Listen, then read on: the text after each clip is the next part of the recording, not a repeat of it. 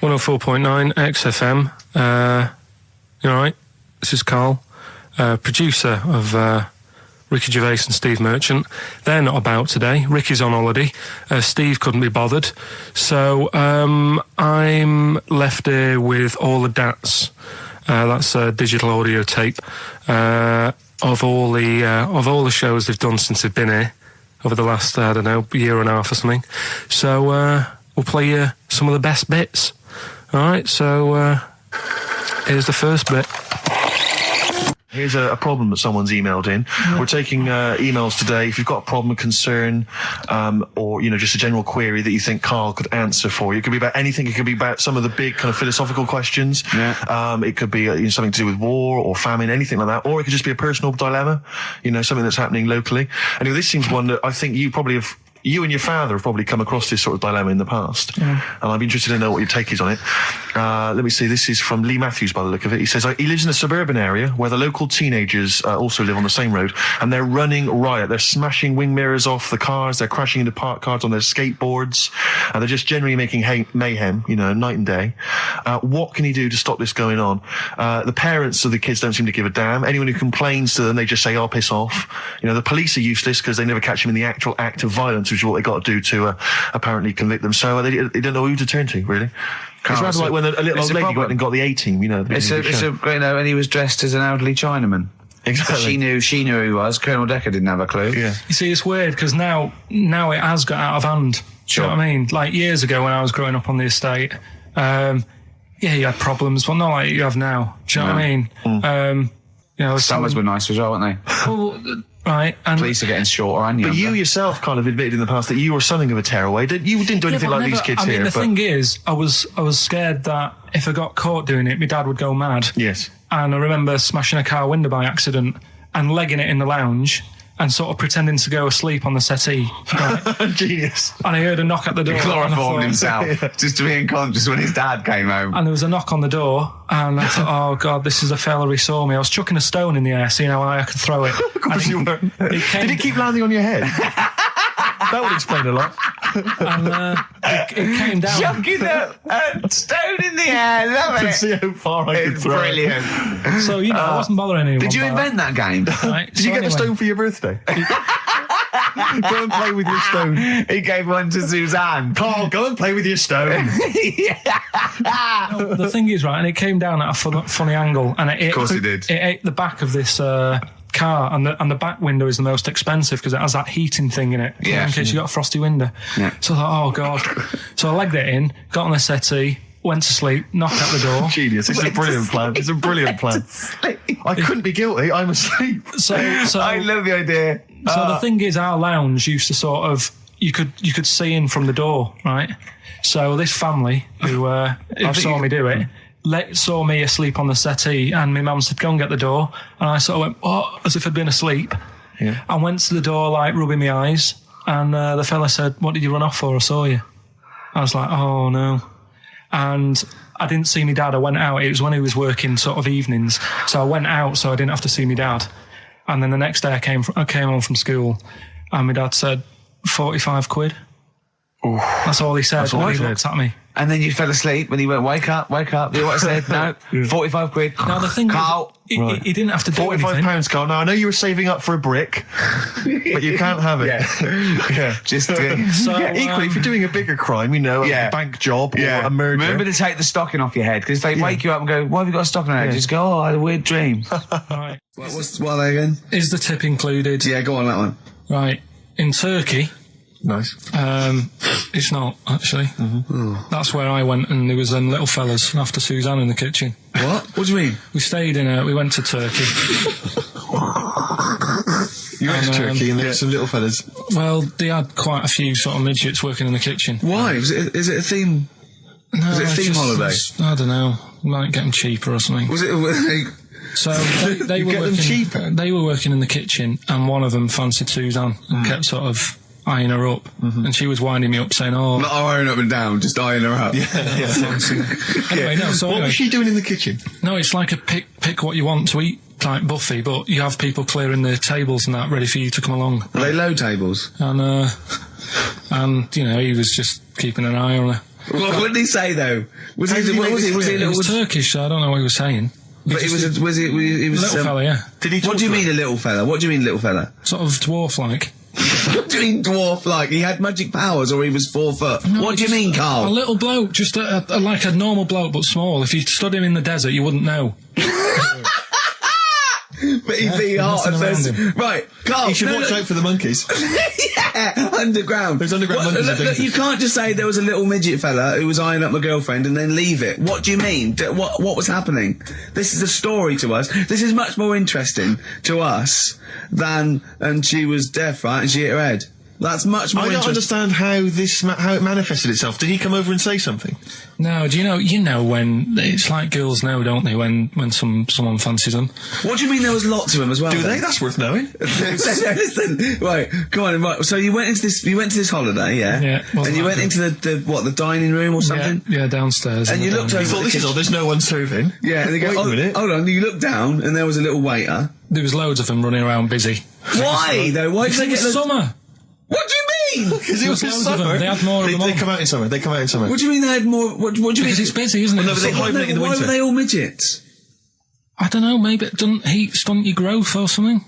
No! Well, they just happened to, maybe it was a thing that they did for tourists or something, I don't know. I just got on with my meal. It was a holiday, do you know what I mean?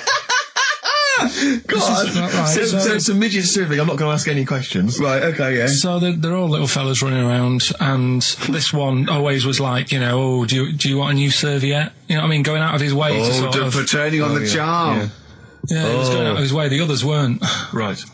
I think what was happening is he'd been working with Santa all the winter. Yeah. This is sort of little summer break. This one He was hadn't your seen a girl. waiter, and so he was being polite to you. Maybe. But what did Suzanne say then? Well, she was using it to wind me up. What was she saying? Oh, he's... Oh, just like, you know, look.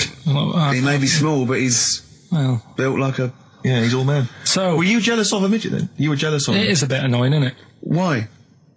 It wouldn't bother me as much now, because I've been with her for ages. Right. But at the time, that might have been one of our first holidays, and it's like, you don't know, want to be what's going on? thrown I've away paid by for it. this holiday. And then you get off with a midget? Yeah. Oh. So anyway, But it doesn't matter because you got chatted up by a bearded lady. So.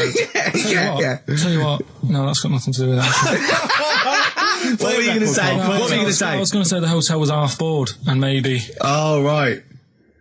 I thought you were going to say it's just one of her shortcomings. So listen, right? Play a record. Carl. He said this, you know, oh God, it's like a child or a cat when it's confused. He went, Steve reckons in ancient Greece, right, it was better to shag a bloke than a woman. And I went, well, yeah. I mean, that's about the male being sort of a first-class citizen, much better, wasn't it? An aspiration the to point sleep with was, a beautiful Carl, man than a beautiful woman. Women were lower class citizens, Yeah. so therefore men were seen as higher class. So to have sexual relations with a man there was no shame in that. No. In fact, it was looked upon. And I as a said, good well, it's, you know, ancient Rome. I said, you know, Nero, he sit in his big jacuzzi and he used to get, you know, pretty boy men to just go into the water and just nibble at his testicles while he was having a watch. do that. He did. No. Yeah. And he's not a gay fella. No, well, no. I mean, you know, I don't know about Nero, but I mean, it wasn't a case of a big delineation between what was heterosexual and what was gay. It was just, you know, whatever you... So what did this fella do then? This one who's having his... Well, having he his was little pretty testicles? much top boy, Nero, for a while. He was in charge. And, you know, and you did what you're told. If Caesar or... But why were people going round there? Why didn't they go, oh...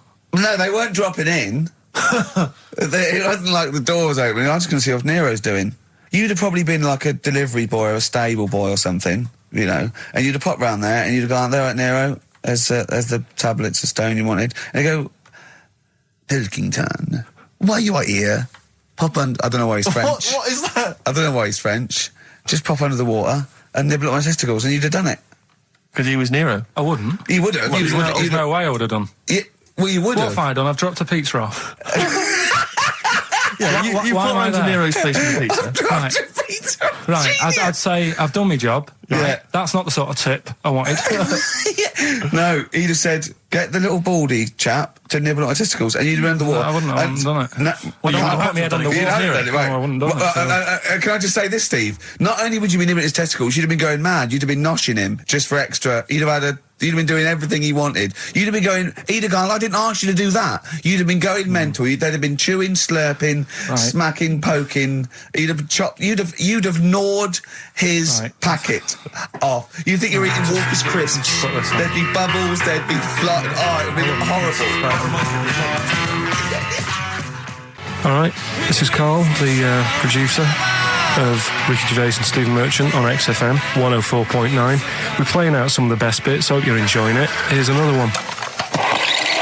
Last week when I did Do We Need 'Em, do you know when I called up one of the museums in a science museum? Yeah, you talking to me? Yeah, I'm just saying, I wanted to tell you before when the song was on, but you're so busy listening to it. Yeah, was I so busy listening to a song I was playing? Yeah, but we're doing a radio show, aren't All right, we? what's your point? Well, I just wanted to say she emailed in to say I got her name wrong, so I'm just apologising for that. What did you call her? I think I called her Jessica. What was her name? I don't know, I've got it on email somewhere. This is not an apology. No, I'm You've just got saying. it wrong again! You've not even said her real name. How is that an apology? Well, I remember I read the email, so I Who are you apologising to? I think her name's Jackie, I think. Oh, you've got it wrong again, haven't you? Well, anyway, and she just said if you want to see dinosaurs and that, go to the museum. You were complaining about that as well, weren't you? You went to a museum and there was too many dinosaurs. He said you just need 4. No, well, Steve, have you been to the one in Knightsbridge? I think this so. one that I called up, right? It's nice. You go in, you get a good collection of stuff. You walk in, there's 3 or 4 dinosaurs. You've had enough, right? I went into New York, right? I went to the museum there, hundreds of them. You can't move for dinosaurs. Yeah.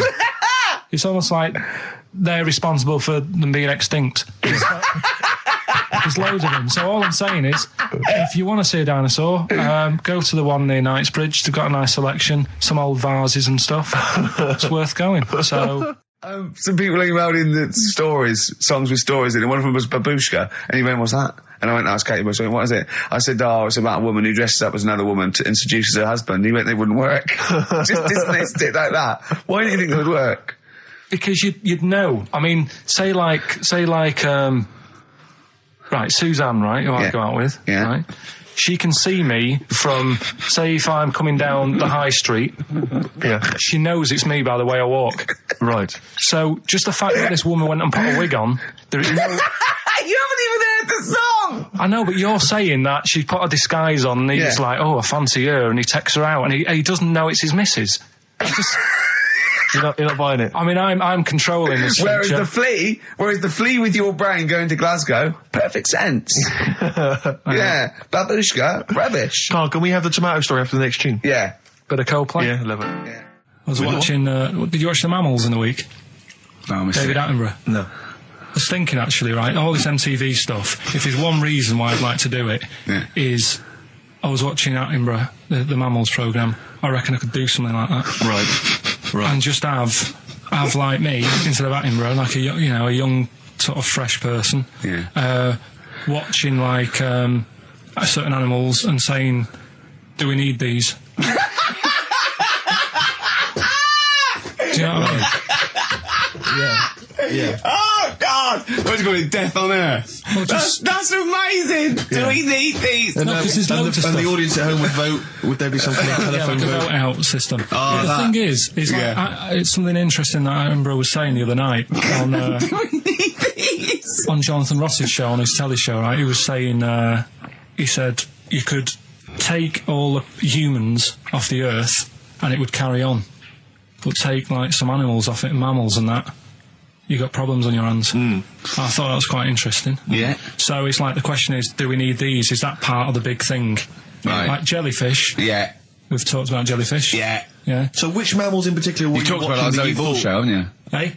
Which mammals were you thinking we don't need when you watched the show the other night? Any in particular that you thought they don't need them? They're not of interest.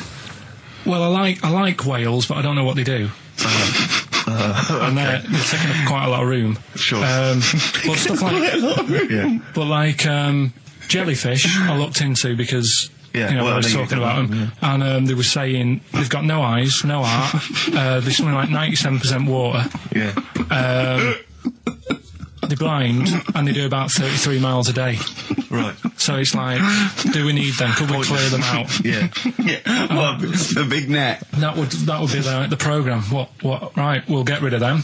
Next week we'll be looking at Rhinos. I think it's genius. Honestly, I think it's genius. And like going along, sort of like picking up sea anemones and going and just lobbing them into the sea. Well, what do you think about MTV doing that? And then I just, in between the bits, Play music videos? I play music related relates to to it. fish, so I could play like Fish, Yeah. that rock guy, or the Animals, Rock Lobster. yeah, or what else could This I get could in run there? and run.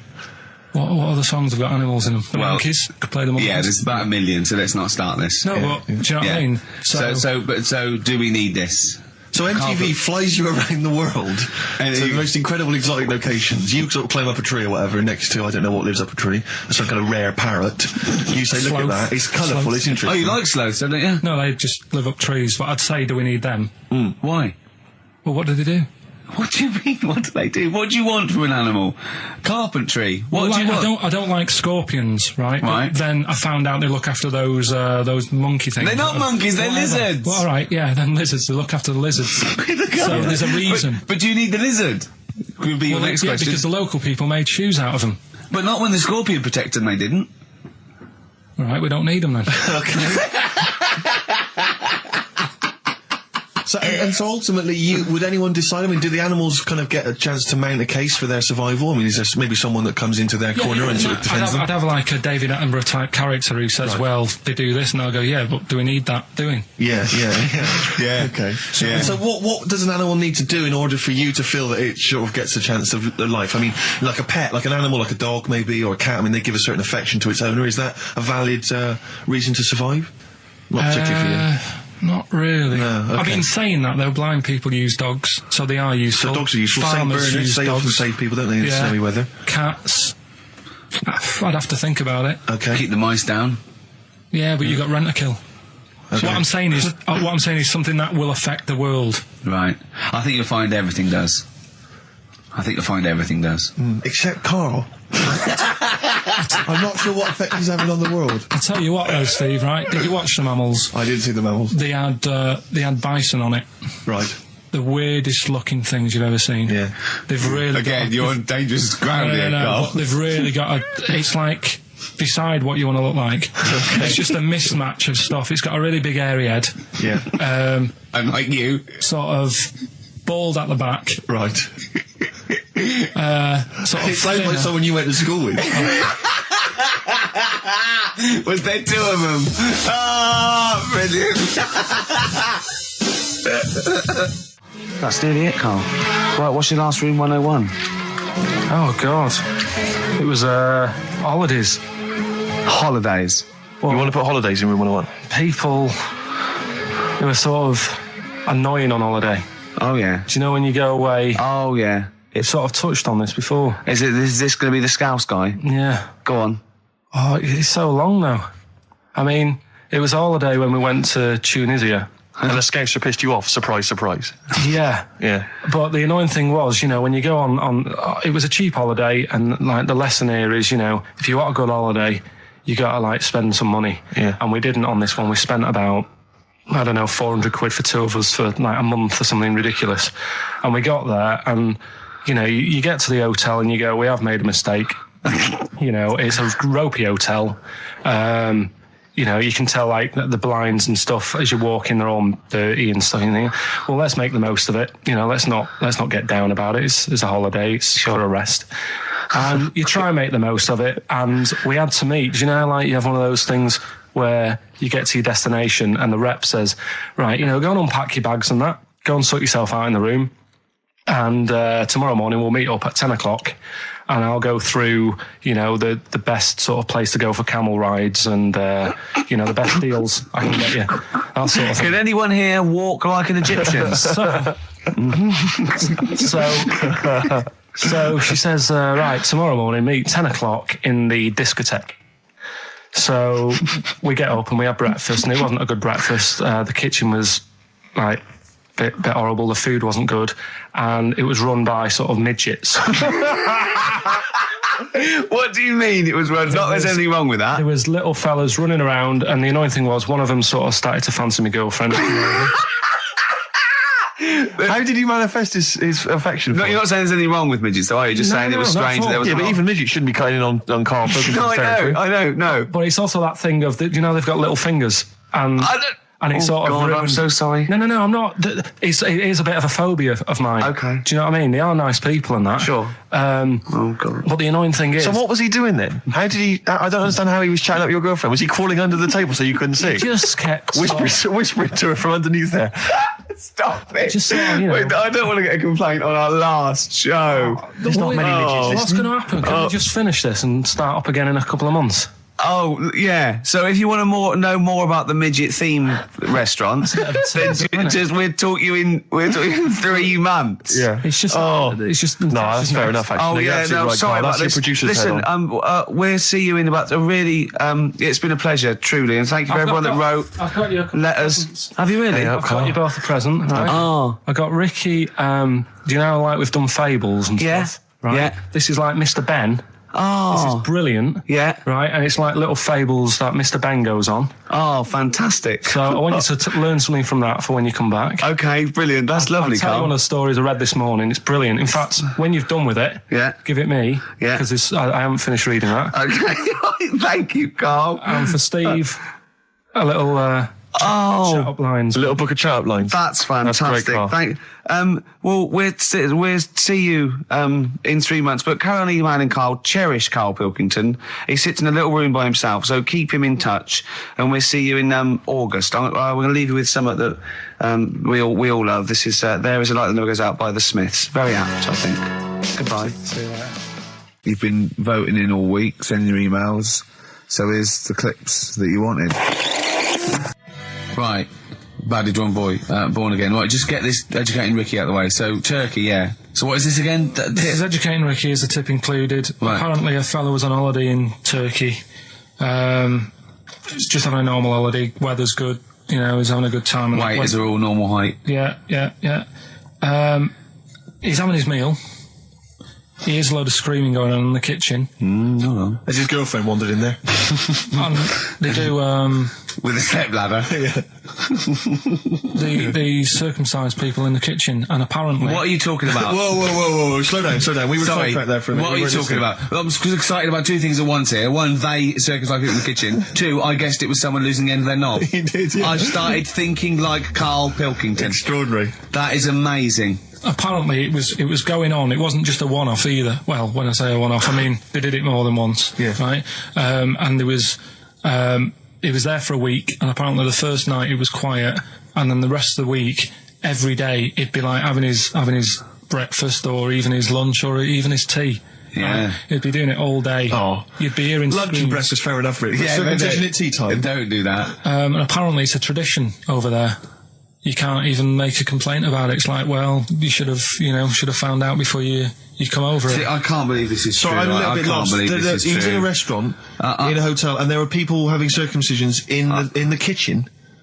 Yeah. Is that right? I'm even worried that we're bordering on the racist here, suggesting that is tradition that Turkish people cut the end of their cocks off in the kitchen Yeah. at meal times. I think you're wrong, Karl. This sounds ludicrous, Karl. No, I don't think it happens everywhere. Right. I think this Just in- Oh, particular this at this restaurant. hotel. certain places, Certain hotels. certain hotels. What, is it like 2-star? Yeah. Why did he go to the Foreskin Inn? It was his own fault, wasn't it? that's Sorry, that's it, is it? Have they closed? Sorry, no, wait. That's the story. You educated me, right? Once a fella saw some Turkish people cutting the tip of their knob off in the kitchen. Thanks very much. Thanks very much, Karl. Got any more? Well, there's things you can learn from it. Either don't go to Turkey, No! don't have calamari when you're over there.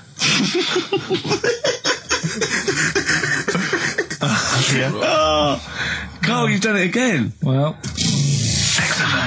So we get onto conversations. Talking about, he's asking me stuff about evolution. Tell me that. Why did the giraffe? What's that rubbish about the giraffe getting a long neck? I said, well, it didn't try and get a long neck. It was selected because, anyway, I went into evolution for him, and he said, but why would evolution do that? I went, well, you think that evolution didn't do anything. There's not this consciousness, there's not this will that a giraffe has to stretch its neck to reach the leaves. One had a long enough neck to survive and pass it. He was going, yeah, but why did evolution... this isn't. But by the way, this isn't the most stupid thing. This is warming up. This is about 8:45. Sure. Right? He said, why didn't evolution make a giraffe good at carpentry so it could build a ladder? Right. Yeah. Okay. All right. Okay. So he's thinking around it. He's trying to pick holes in evolution. Yeah. We get on to, I said, well, things are, I said, we can see the speed of evolution in lower life forms like bacteria, viruses, they evolved. That's why soon we won't have an antibiotic that can kill some certain bacterial strains. And he said, and this is about 11:30, and I said, I'm going to bed, right? He said, in the future, they reckon that you'll be able to wake up and eat a yogurt you can have a chat with. I don't know what that means. Let's put a song on, right? And we'll come back to it. So you're going to explain that? Yeah. You've got an explanation? The Verve and Sonic on XFM 104.9. I'm Ricky Gervais, with me Steve Merchant and Karl Pilkington. So let's just get this right. What did Karl say? He's just specifically giving those words again. He said, they reckon, and I said, I'm going to bed. He went, no, really? I said, no, I'm going to bed, Karl. There's no point now, because, it's just like you're talking gobbledygook. You know what I mean? I might as well talk to a pot plant. Yeah. He said, in the future, they reckon, I don't know who they are. Sure. I don't know, people who post things on the internet that he reads. I think the Telegraph. Anyway, complete the sentence. They reckon that in the future you'll be able to wake up. I love it. There's always a little scenario, an embellishment, like this little. Oh, hello, darling. It's your yogurt. Hello. You'll be able to wake up and eat a yogurt you can have a chat with. All right. Well, thanks for that, Rick. I'm looking at you. I'm going to throw that over to Karl now. Right. It's when I was away on holiday, right? I don't normally buy the Telegraph because it's too big and that, innit? So, but they were giving it away for free on the plane, so I thought, ding dong, might as well have it. Mm-hmm. And I saw a couple of things in it. I thought that would be interesting. I saw this thing about the future, and it was talking about evolution and what have you, right, which I always find weird, because I always think that maybe we've sort of done it wrong anyway. Do you know what I mean? I sometimes think by definition, evolution can't get things wrong. Things change, that it's not successful, it can't pass on its genetic material, but if you're around, it's working. If you're around, it's working. Slugs are as evolved as they need to be. Slugs are as evolved as you and me. That's true enough. Yeah. No disrespect, but it works. It works. Sorry, they're around. Anyway, what's your point, Karl? No, I mean, I think we probably would have been better off staying as a fish. Just because there's more water than land, isn't there? Right. And you wouldn't drown. This is why I went to bed. No, I'm thinking of dozing off now. Yeah. No, but do you know what I mean? From what was it? It was bacteria, it was fish, mermaid, man, onwards and what have you. So anyway. Oh God! No, there are a few knowledge gaps in your theory of evolution. All right, you generally got it right though. So but I mean, basically, yeah, it went bacteria, fish, mermaid, man. What next is the big question. So it was telling you all about this and what have you, and saying how like we shouldn't have interfered, because maybe if we wouldn't have invented planes and what have you, maybe we'd be able to fly and what have you if we really needed to and stuff like that. Okay. So we've interfered with evolution, you see. Right. Well, then it was saying, well, what's the future got? Well, yes, in one way we have interfered with evolution. Yeah, the evolution of the human being in society is changing. It's no longer based on the strongest or the fittest, because medical science can keep us alive long enough.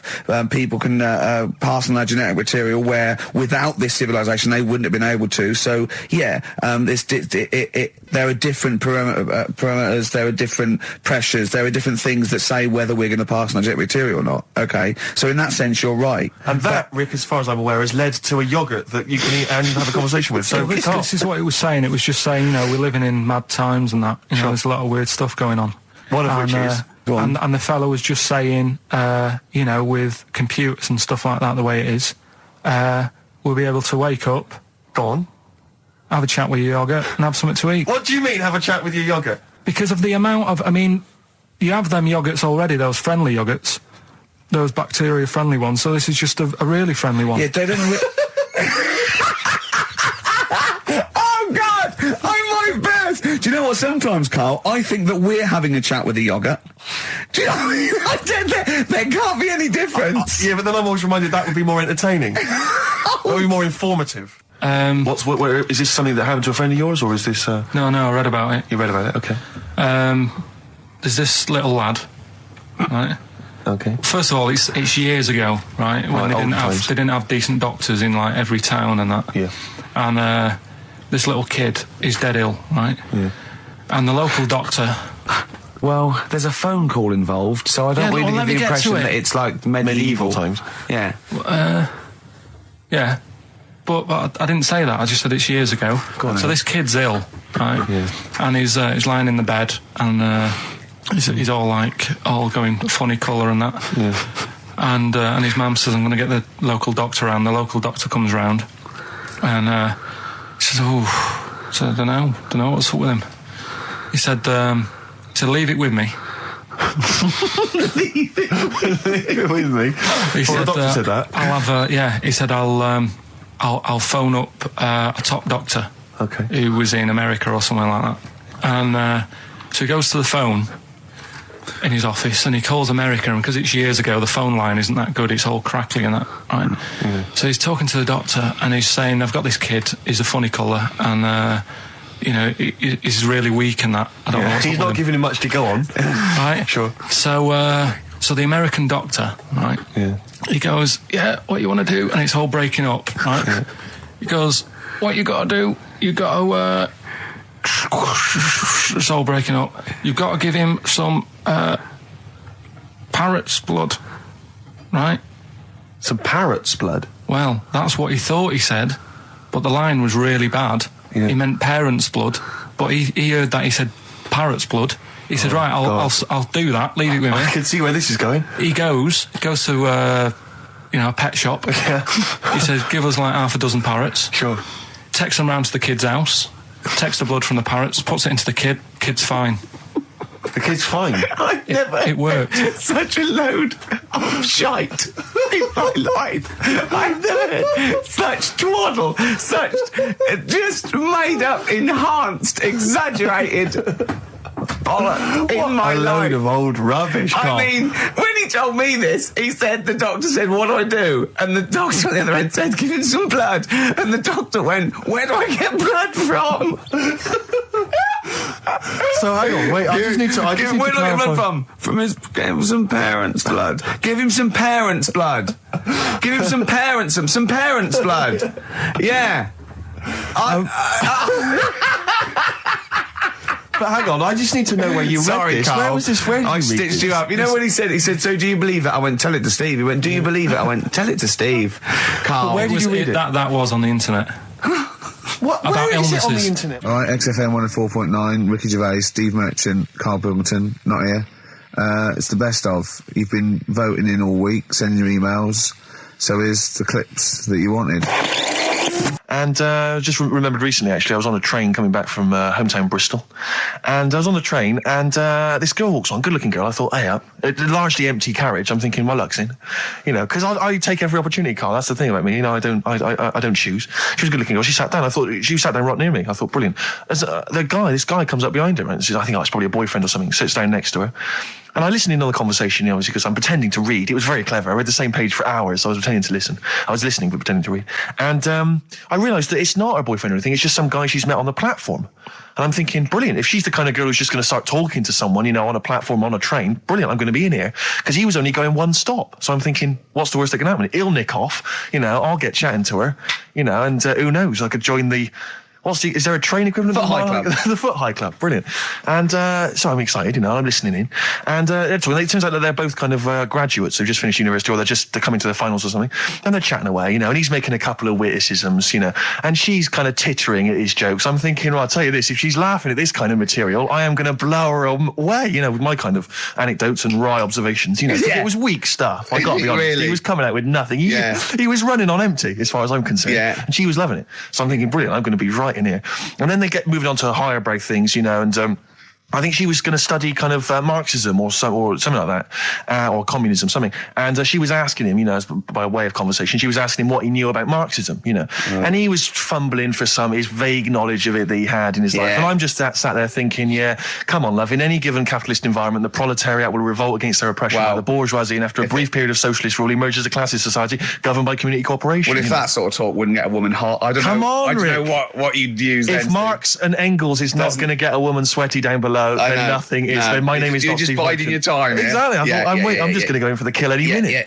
Yeah. So anyway, it comes to his stop. Right, he gets off. I'm thinking this is a piece of cake, and he gets off, and off he goes. He walks off, and I'm thinking brilliant. And I thought, I'll wait. I'll wait till the train's pulled away. I'm not going to leap in straight away. No. And he comes back along the carriage, and I'm thinking, hang on a minute. He goes, listen, do you mind if I give you my email address? Oh. Right, and if you want to get in touch, email me. I'm thinking, come on, you loser, get off now. Save your face, please, before it's too embarrassing. And she accepts the email address because she obviously doesn't want to hurt his feelings, whatever. I'm thinking, fair enough. She's a good woman. I'm liking her. I'm loving her. I'm thinking that's my kind of girl.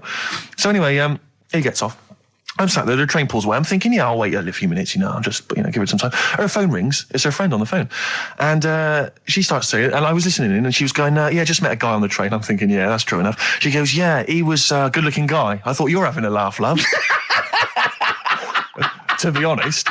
Because I was looking at him, and she said to her friend, he looks a bit like tennis player Boris Becker. I thought, you should be so lucky, frankly, because I saw him. He had awful facial hair, if that's what makes him look like Boris Becker. Terrible little goatee beard. It was laughable.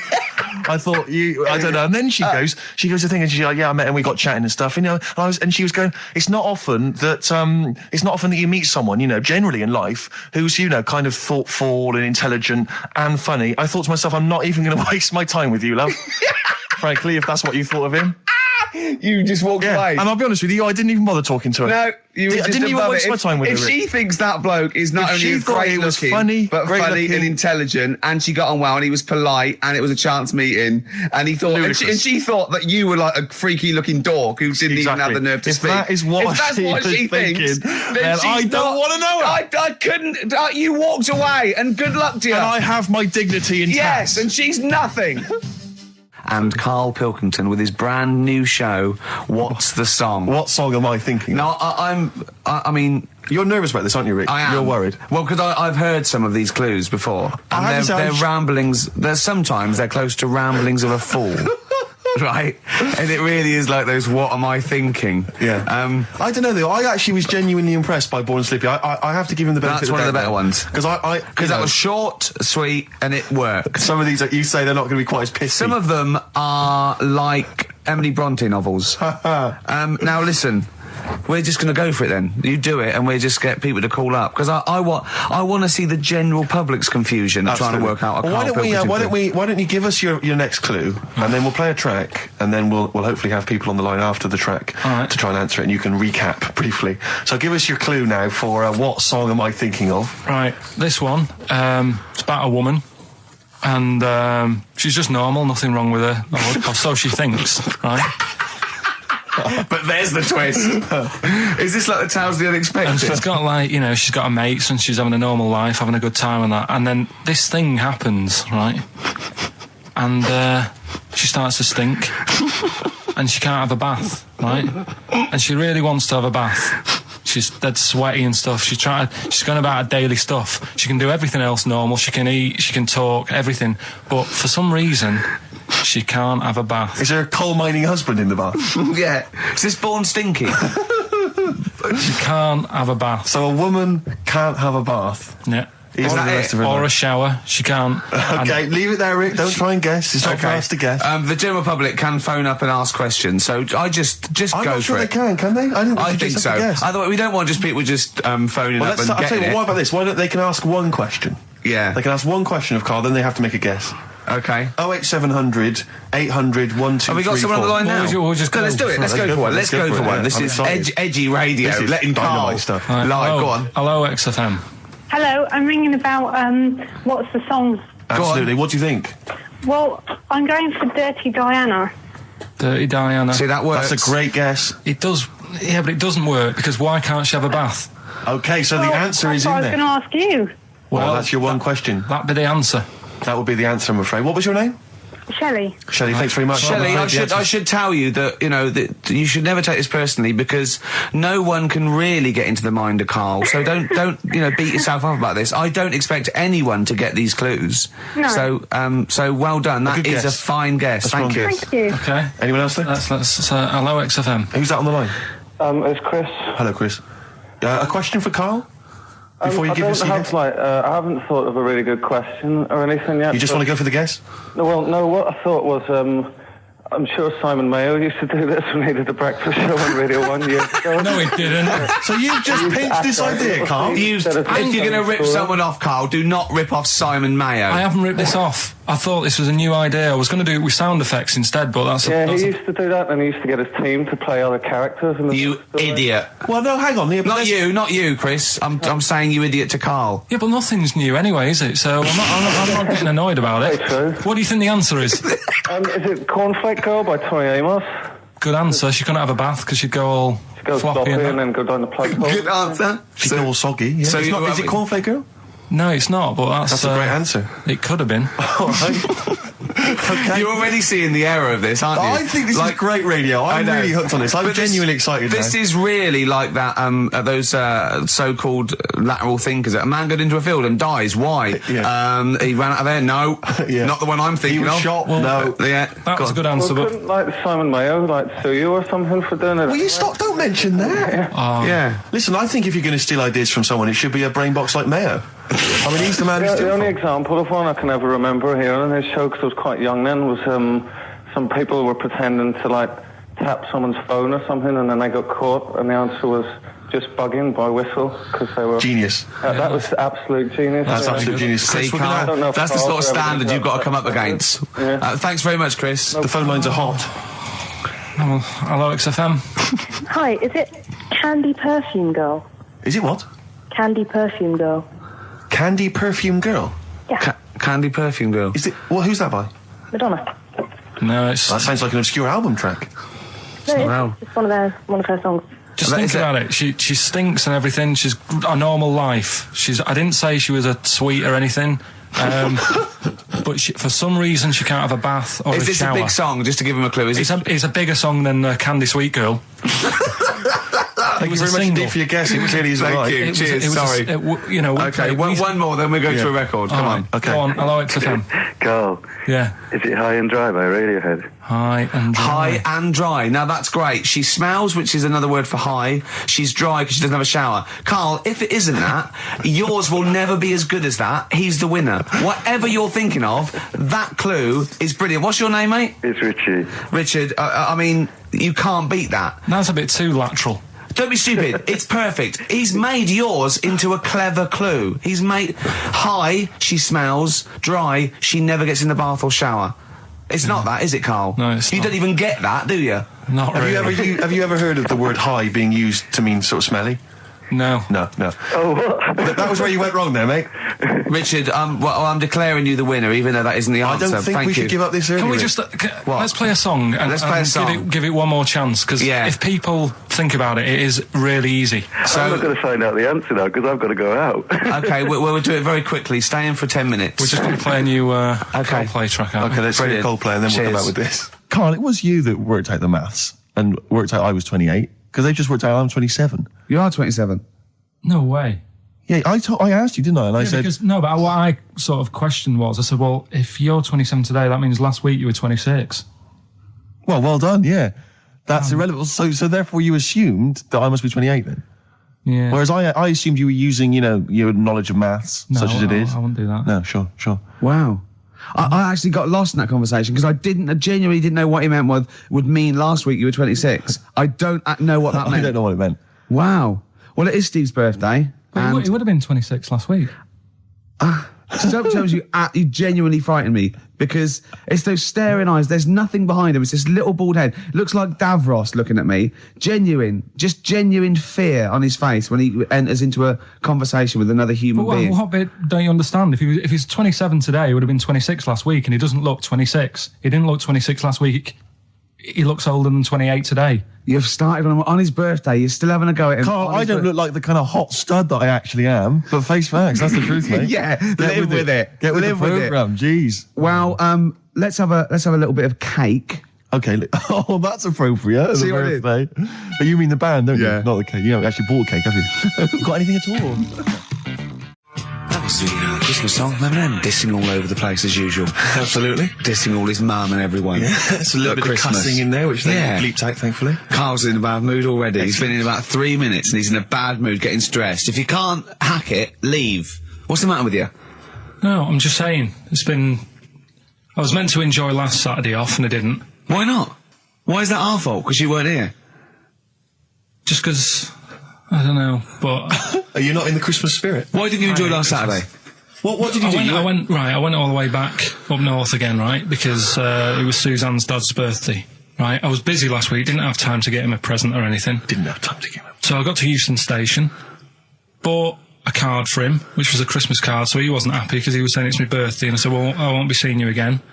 So I've got a joint card, and then we went out. Did you get him a present? Well, no, because we went out on Saturday night for something to eat at this pub that he likes. It was a nice steak and onion rings, right? Lovely. So he should have been happy anyway. Yeah. But... What, you paid for it? No. But you should have been happy anyway. Suzanne paid for that because it is her dad, right, not mine. So I said, all right, what can I do? I said to her. So she said, just buy a few drinks or something. Anyway, I didn't get around to getting drinks. I can't believe it. Can't believe it. Round to getting the Right, drinks. so I said, right, I'll pay for the cab. Right. Oh, what a lovely Christmas gift that is. Yeah, So £2.50. I paid, no, it was like in £3 Manchester there, it is. £3 back. So £6 you spent on him? Well, no, I spent more. See, that's what he said. He You said, get the Bolton and back, can't he you, for that? said, oh, you spent on me £6 for my birthday. I said, no, I haven't, because I gave the taxi driver a tip. I'm a little bit worried about his attitude as well. Because even if, I mean, that is a stingy present, but you don't say... Well, let's be honest, that's the worst Christmas gift ever, because, I mean, you're pretty bad, like we discussed in the past, but at least you spend a bit of money. Yeah. It's just thoughtless. Yeah. This is nothing. I know. You haven't given him any time. I mean, I would... And I knew my demographic. They loved it, my yeah, family. the They couldn't scratch believe their luck. You know. Well, a tenner.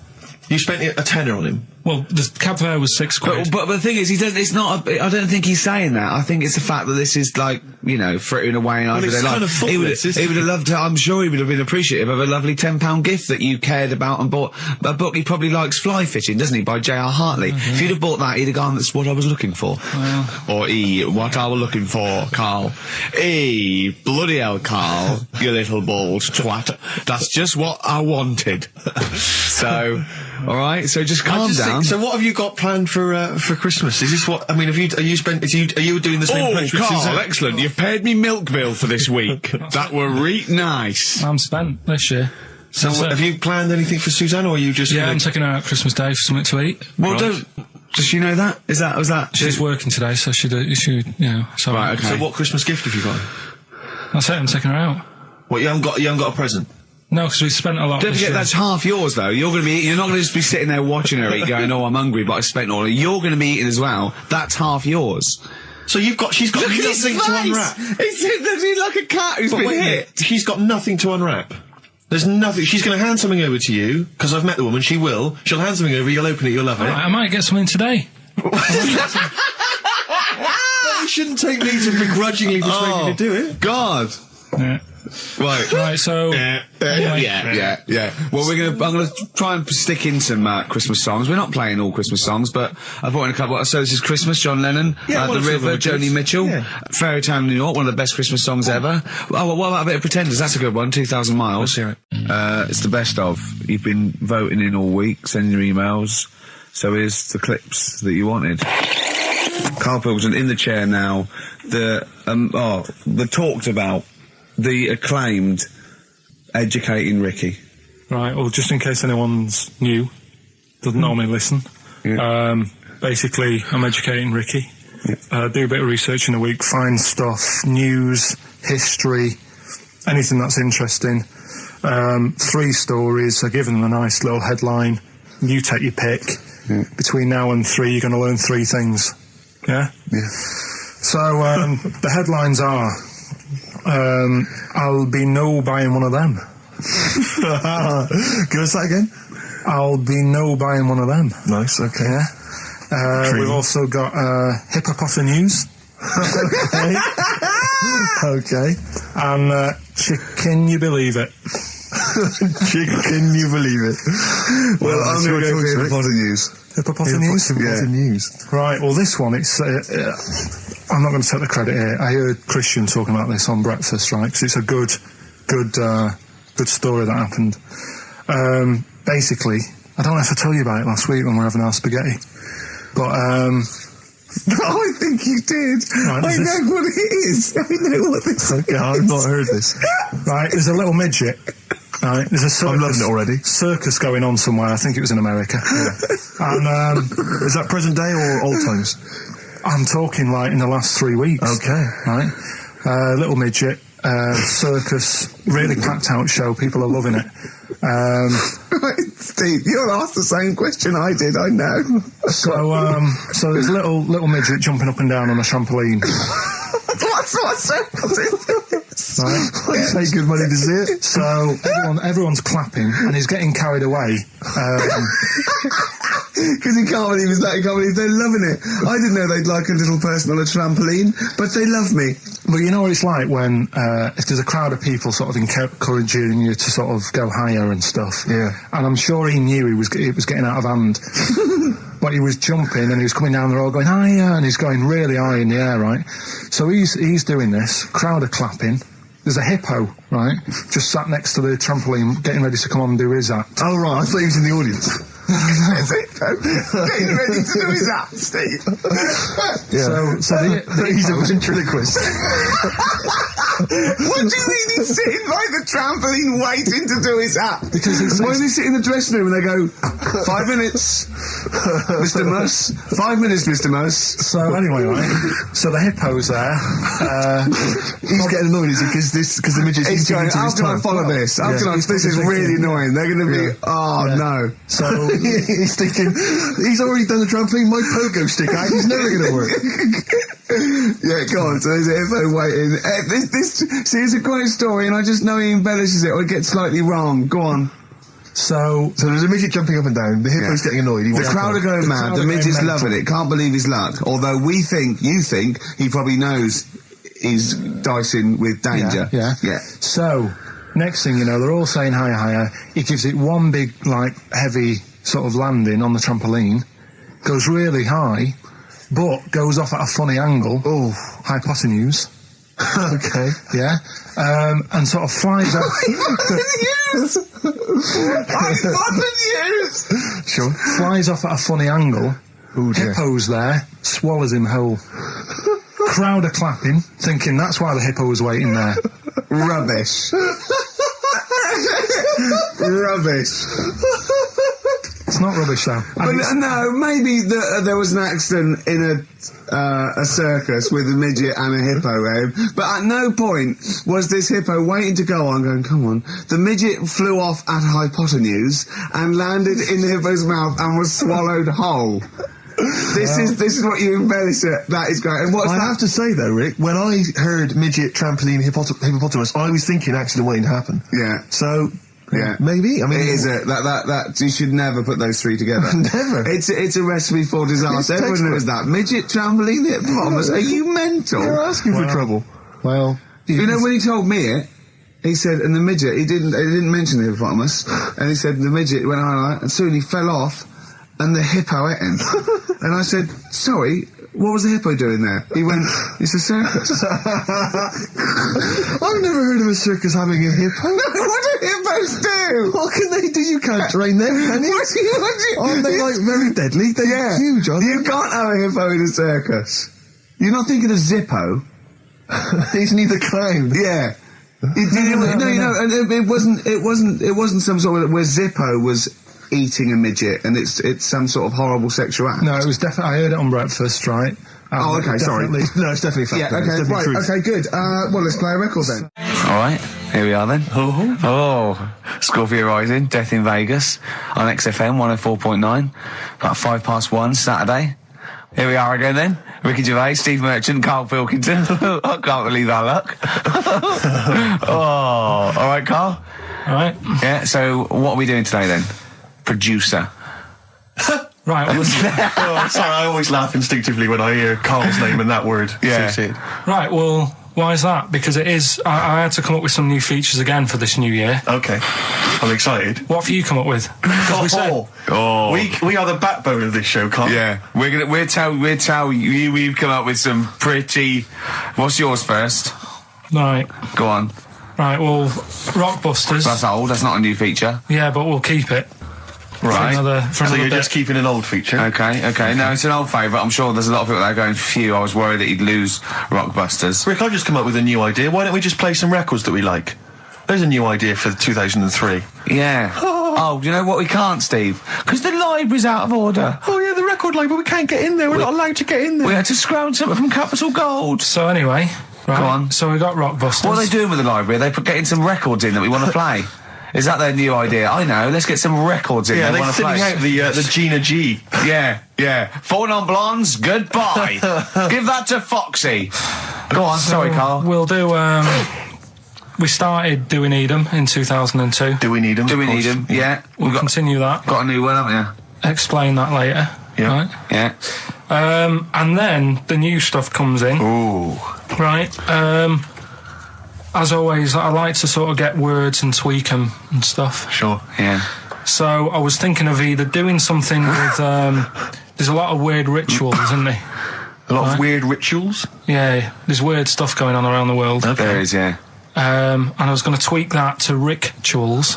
Okay. Right. Again, starting with the title, the pun first, then working out what it is. Well, I found some weird stuff. Oh right, so it's specifically Just stuff that goes on, like rituals. there was Most of the weird stuff I've heard about happened to you in Manchester in your early years. well, in India, apparently it's good to have a flat head. So the Again, just flirting, just bordering on the racist, but never really gets there. Always. Well, because there's no intent. There's no hate. There's no hate. It's just clumsy. Exactly. It's just stupidity. Yeah, Yeah. Go on. What do you mean? What do you mean? It's good to have a flat What head. do you mean? It's good to have a flat head in India? we'll talk about it later. Brilliant. That's rituals. So You've you're hooked loving a few that already. people. You've hooked a few in. Go on. All right, so we'll have that later. So it's hold on. essentially like Educating Ricky, only specifically about rituals. Is that strictly speaking what it is? I Okay. suppose so, but then again, you could say radio is all the same because it's people talking. Okay, Carl. Brilliant. Brilliant comeback. Yeah, So- brilliant comeback. Not all talking nonsense though. Well, So that's where we're different. Go on. also, right, I like teaching you stuff. Yeah. And you've done well. So what I'm thinking is, rather than just touching on a topic, sort of giving you a few bits of information on one See, topic. this is what I'd like to do, because the last thing you taught me, I remember, was there was a blind girl, she hit her head and she could see, and that's all I got. Yeah. So if you could go into that a little bit more, that would have been educating me. Well, today we're featuring stuff on World War 1 and 2, right? Oh, So that's that little title for all this little thing is, what do you think of that then? What do you think of that then? Play a record. So that's Rick, that. can I have just thought of a joke? Go on. What's the similarity between Lord of the Rings and this show? They're both rubbish. Travis, Level come through on XFM 104.9, Ricky Gervais, Steve Merchant, Karl Pilkington, etc. Got some great tunes actually lined up. Excellent. I've brought in some Amy Mann, some Neil Young. I'm playing my favourite Clash track. What have you got for us, Steve? I got a dynamite hip-hop tune by The Roots, which I think you'll enjoy. Love it. Got a little bit of Joni Mitchell, maybe swing that on later. Oh, excellent. I nearly brought in some Joni Mitchell. It's a good job I didn't. Yeah, exactly. It wouldn't have made any difference. It wouldn't have made any difference. No, you would have probably played yours, and then I'd have been told to go away. with Flea My Ear. Carl, what have you got lined up for us as the producer? Right, well, Rockbusters. Been off this week again. Has he? Yeah. Another week off? Another week off, yeah. No, I didn't have a full week off. I had 3 days off because I was working all over Christmas. Yeah. And still didn't stop working, preparing stuff. You've got a nice load of prizes there that I've sorted out. I had to come in especially to sort that out. Yeah. Rockbusters. Did you will rifle continue. through the drawers up at Capital Gold instead of down here? Yeah. Rockbusters, we're still doing that. Yeah, you're bigging it up. Yeah. He's bigging it up. Yeah, still doing that. We've got that. Last week, we sort of changed Educating Ricky a bit. Just a little Don't bit. say we. I don't want to be incriminated in it. Well, changed it in the sense that rather than giving you too much information about different things, it's hard to sort of keep it all in. Yeah. I'm giving you sort of information on one thing. So last no, week, because some of your stuff was a little bit too intense. My favourite story was there was a blind girl. She hit her head and got better, and I couldn't take all that in at once. So you should really ration some of the education. We sort of Wasn't started last week war-related stories? Yeah, it was War. Do you think of that then? What and do you it think was of that? 3 things. And it was the French battle. Going over the top was John's got a moustache, which you think was ambiguous because someone might have said that anyway. Well, look, you've remembered it, so it's working. So we'll be doing that. And last week Loads of French people have just gone to war who were listening to this. Yeah. You said you wanted to learn some science this week. Did I? Yeah. so the title this week for that is I Said I Would Sort You Some Science Out. Acid, because that's How long did that take you to come up with? Listen, well, you know, people love Carl. There's comedians come to me and go, Carl's the funniest man. They absolutely love him, right? But I think we're only seeing half of it, right? If we can get him on television, his face then, when he's told me that title, was like a child at Christmas. Yeah. He was so proud of it. He was excited what I was gonna. It was brilliant. It's a bit like when a child's drawn a picture in art class. You know you've got to stick it on the fridge, but you basically think it's crap. Yeah. It's very much like that. All right, Carl. Is that good? Yes. So we'll be doing that. Do we need them? Mm-hmm. Yeah. Have you got another one? We have got another one. Looking at snails this week. Do we need snails? Do we need Because I know you're not a snails? fan of snails, are you? Well, after a bit of research, I found some good stuff out about, like, they sleep for 13 years, some of them. Yeah. And that. So we'll be looking into that you later. tried that once, didn't you? I know, yeah. We've got Ritual, Yeah. which is something that I told Ricky about. Yeah, well, last week's was brilliant. It's was good it? to have a flat head in India. It's good to have a flat head in India. That's brilliant. Yeah. Well, that's about it. I'm going to just play one of my favourite Smith tracks. Can I just make a request? So I'd quite like, if we've got time, to bring back, just for 1 week only, White Van Carl. Sure. Because there's some quite interesting topics this week. Oh, there's things happening in the world. There's some Carl things doesn't think happening. there is. No. There is a light that never goes out. The Flaming Lips. Yoshimi battles the Pink Robots on XFM 104.9. I'm Ricky Gervais. With me is Steve Merchant and Karl Pilkington. Good morning. I'm going to be honest. I'm going to own up straight away. I've done very little work towards this show this week. I'm a bit You busy. surprised me. Yeah. So I apologise if it sounds a bit sort of. Thanks for being honest, though. Well, Rick. no, I don't want people to go, oh, no, that was a bit shoddy this week. I hope it's not going to be that every week. Yeah. So it is because I've done very little preparation. Okay. So. Right. You know, Whereas normally. You'll probably have to help me out. All right. You have to do some of the work. Carl, you might have to help us out a little bit as well. I don't know, I mean, I know Steve's done nothing towards it either. So the onus is on you a little bit here. I love the fact that it's still listed as either Ricky Gervais or Ricky Gervais and Stephen Merchant. In the, you know. Essentially, we don't need to be here, really. No, but I know now people listen for Carl. Everyone I've spoken to, for people on buses, to comedians like Ross Noble mentioned you the other day, and they go. People on buses? I've never been on a bus. You haven't for been on a years. bus No. for like 12 years, Yeah. have you? People on buses. I don't know why I find that so funny. I just know the idea of you being on a bus. The idea of you handing I'm over not your on a bus. fare. They're shouting out from the window. Right. They're going, "I love Carl." Right. Yeah. I'm walking along. How much is it on the bus? 20 pence. No, come on, seriously, how much is it? One adult for Terminus, please. I love the fact, they do that thing where, like, if they're interviewing What is it, Paul 50, Newman or 60p? someone famous. No, it's quid, isn't it? It's a quid. They always say, how much is a pint of milk? And that's supposed to prove if you're sort of still in touch with your roots or whether you're too big a celebrity. Yeah. You've got no idea how much it costs on the bus. Quid? have you? It's not a quid. 120. No, it's not 120. Pint of milk, about 50p. 30p. Oh, brilliant. Wow. Because, it's fascinating because you gave this stuff up before you became a celebrity, didn't What? you? You were always Lazy. Because people always say to me, like, Ricky seems a bit obnoxious. Who says that? No, they say, No. Who comes up to you and just says that? The guy on the tube did it. I swear to God, he came up. He said, I was watching an interview with Ricky. He said, he's not a nice piece of work. I went, he said, no, I've got friends like that.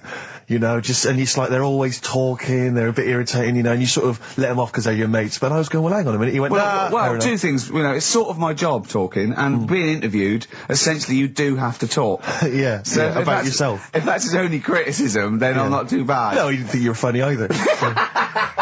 In fact, he had a whole list. Well, I say a list, a petition. It wasn't Dickie Anderson, was it? It wasn't Richard Anderson. I hope he's listening. He's our biggest fan. I'll tell you what, Mock Turtles need a remix by Fatboy Slim, don't they? Mock Turtles? It's a great tune, but I'd love to hear it remixed. Yeah. There you go, Feeder, just the way I'm feeling, XFM 104.9, I'm Ricky Gervais, Steve Merchant, Karl Pilkington. We've got a great show lined up this week, haven't we? Go on, what have you got planned? Well, I've got songs from David Bowie, Thin Lizzy, Gene, AC/DC, you heard Feeder there, you got, Smiths, all that. We got a great feature, a new feature, spoke to Karl in the week, and we worked out a new feature where, people are gonna give him sort of like problems to solve. There could be scenarios, there could be management scenarios at work, you know, problem solving, things like that, organising things. He's a very good organiser. So I'll tell you what happened.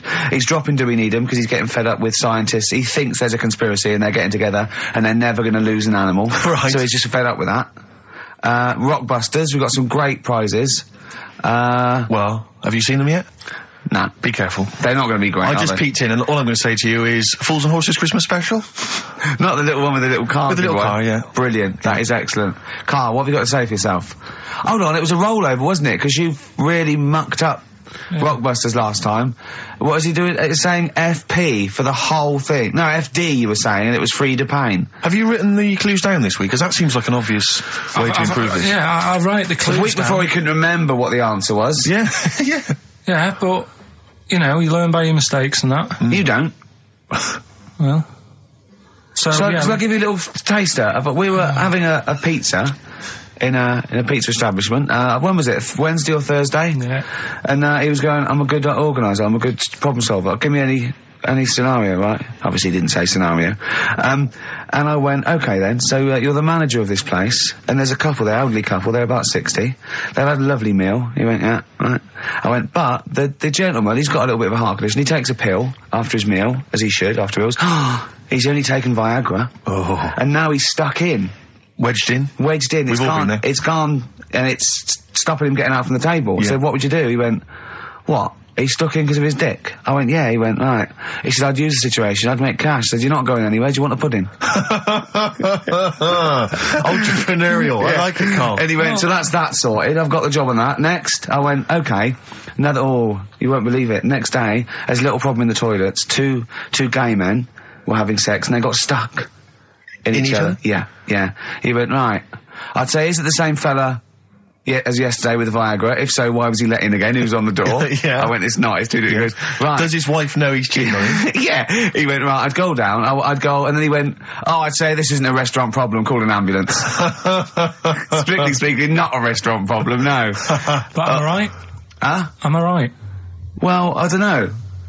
Would you give me the job if say, like, you were the boss of that restaurant and you... Do you know what I like about this? At no point did he say, Gervais, why are you being so mental? Yeah. Why would someone get stuck because they took Viagra by mistake and two people get stuck in each other? But you've heard the stories from his past. That is a perfectly legitimate situation to find yourself in. You grew up in his part of What would you Manchester. do if there was two fellas with big heads and webbed feet and they had a horse in a...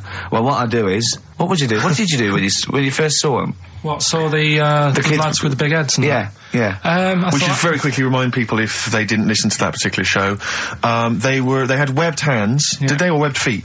Well, they had webbed hands. Right. And big and heads. enormous heads. But it wasn't related. But they weren't related I know, to each they were other. completely No, separate but I'm people. saying that the webbed hands isn't due to the fact they've got a big head. No, sure. It's two different things. We're just unlucky. Yeah. No, hold on. If they weren't related and they both had webbed hands and big heads, I'm saying there was a condition that was related that had those two. I don't think there was. So what do you think the chances of that are? They're not related, and he goes, "Oh, you got a big head and webbed hands as well." Yeah, just a coincidence, isn't it? Yeah. I honestly don't think it was related. Right. Because I've since seen the same problem again on another kid with a big head. His hands look good. Right, so do you think the big head is just a separate issue? Yeah, it's a totally different illness. It's like having a headache and a cold at the same time. Right, so not always connected. But the weird thing is, right, looking around in the week at weird stuff on the internet, there's this woman who's got a big head. Oh, yeah. And, she was fed up with it because when she was walking down the street, it was so big, she couldn't hold it up. Right. She couldn't hold it up. Oh God. Okay, shut up. So she couldn't hold it up. When she was walking, her eyes were hurting because she had to sort of look up all the time because her head was that heavy. Her chin was sort of balanced on her chest. Right. And she'd have to peek up, yeah. So she goes to the doctors, and this was after years and years, and said, I thought I could put up with it, but I can't. How big was her head? It's big, Rich. I don't know if it was like big, because there wasn't a picture. I don't know if it was just big or a lot of bone. So it was heavy. Very heavy. Right, like the Elephant Man, just outcrops. Yeah, right. So the doctor said, we can sort that out. But we'll have to take your head off. Right. Okay, listen to this. Listen, keep going. Because what you don't seem to understand is I have the same reaction to you when I see it. Yeah. What? Right? You're quizzical yourself. So I looked at it, they took her head off, chipped away a bit of the bone, made her head lighter, put it back on.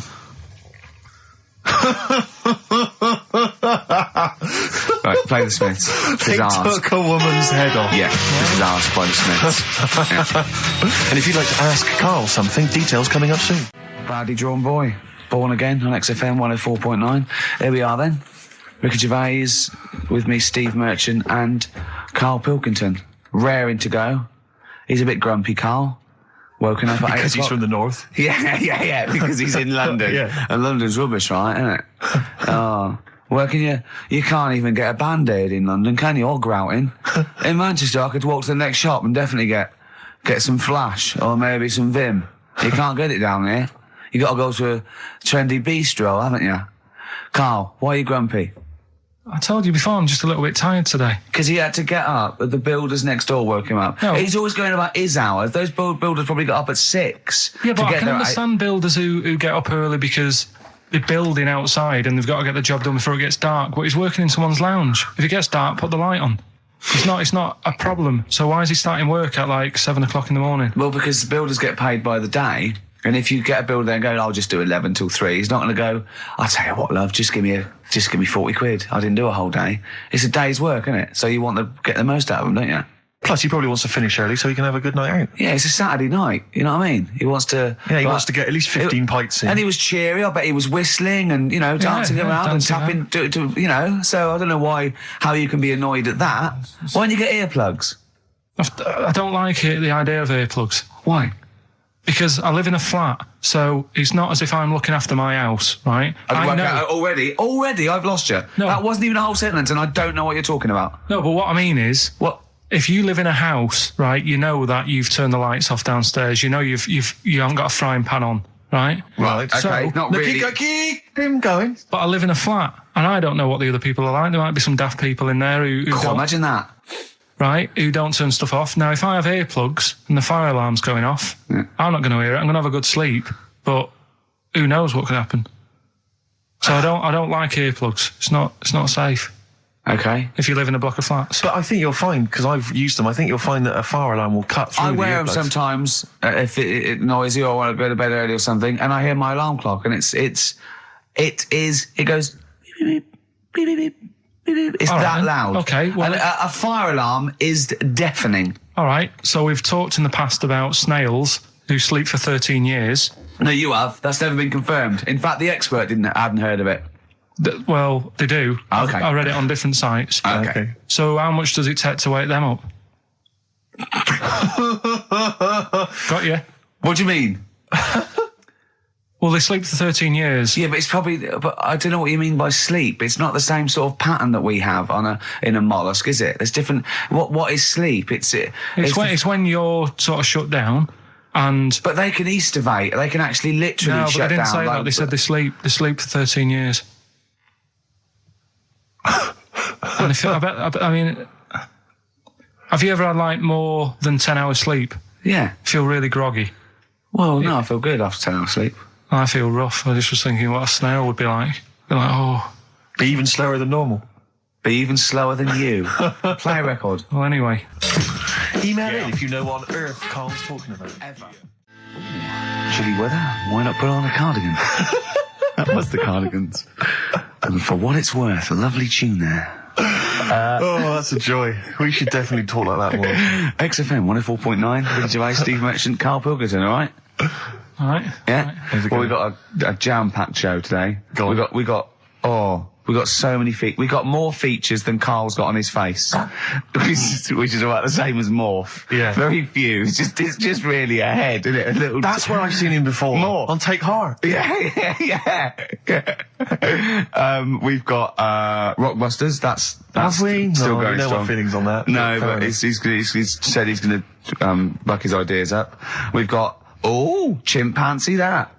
Carl finds an amusing monkey or ape related story.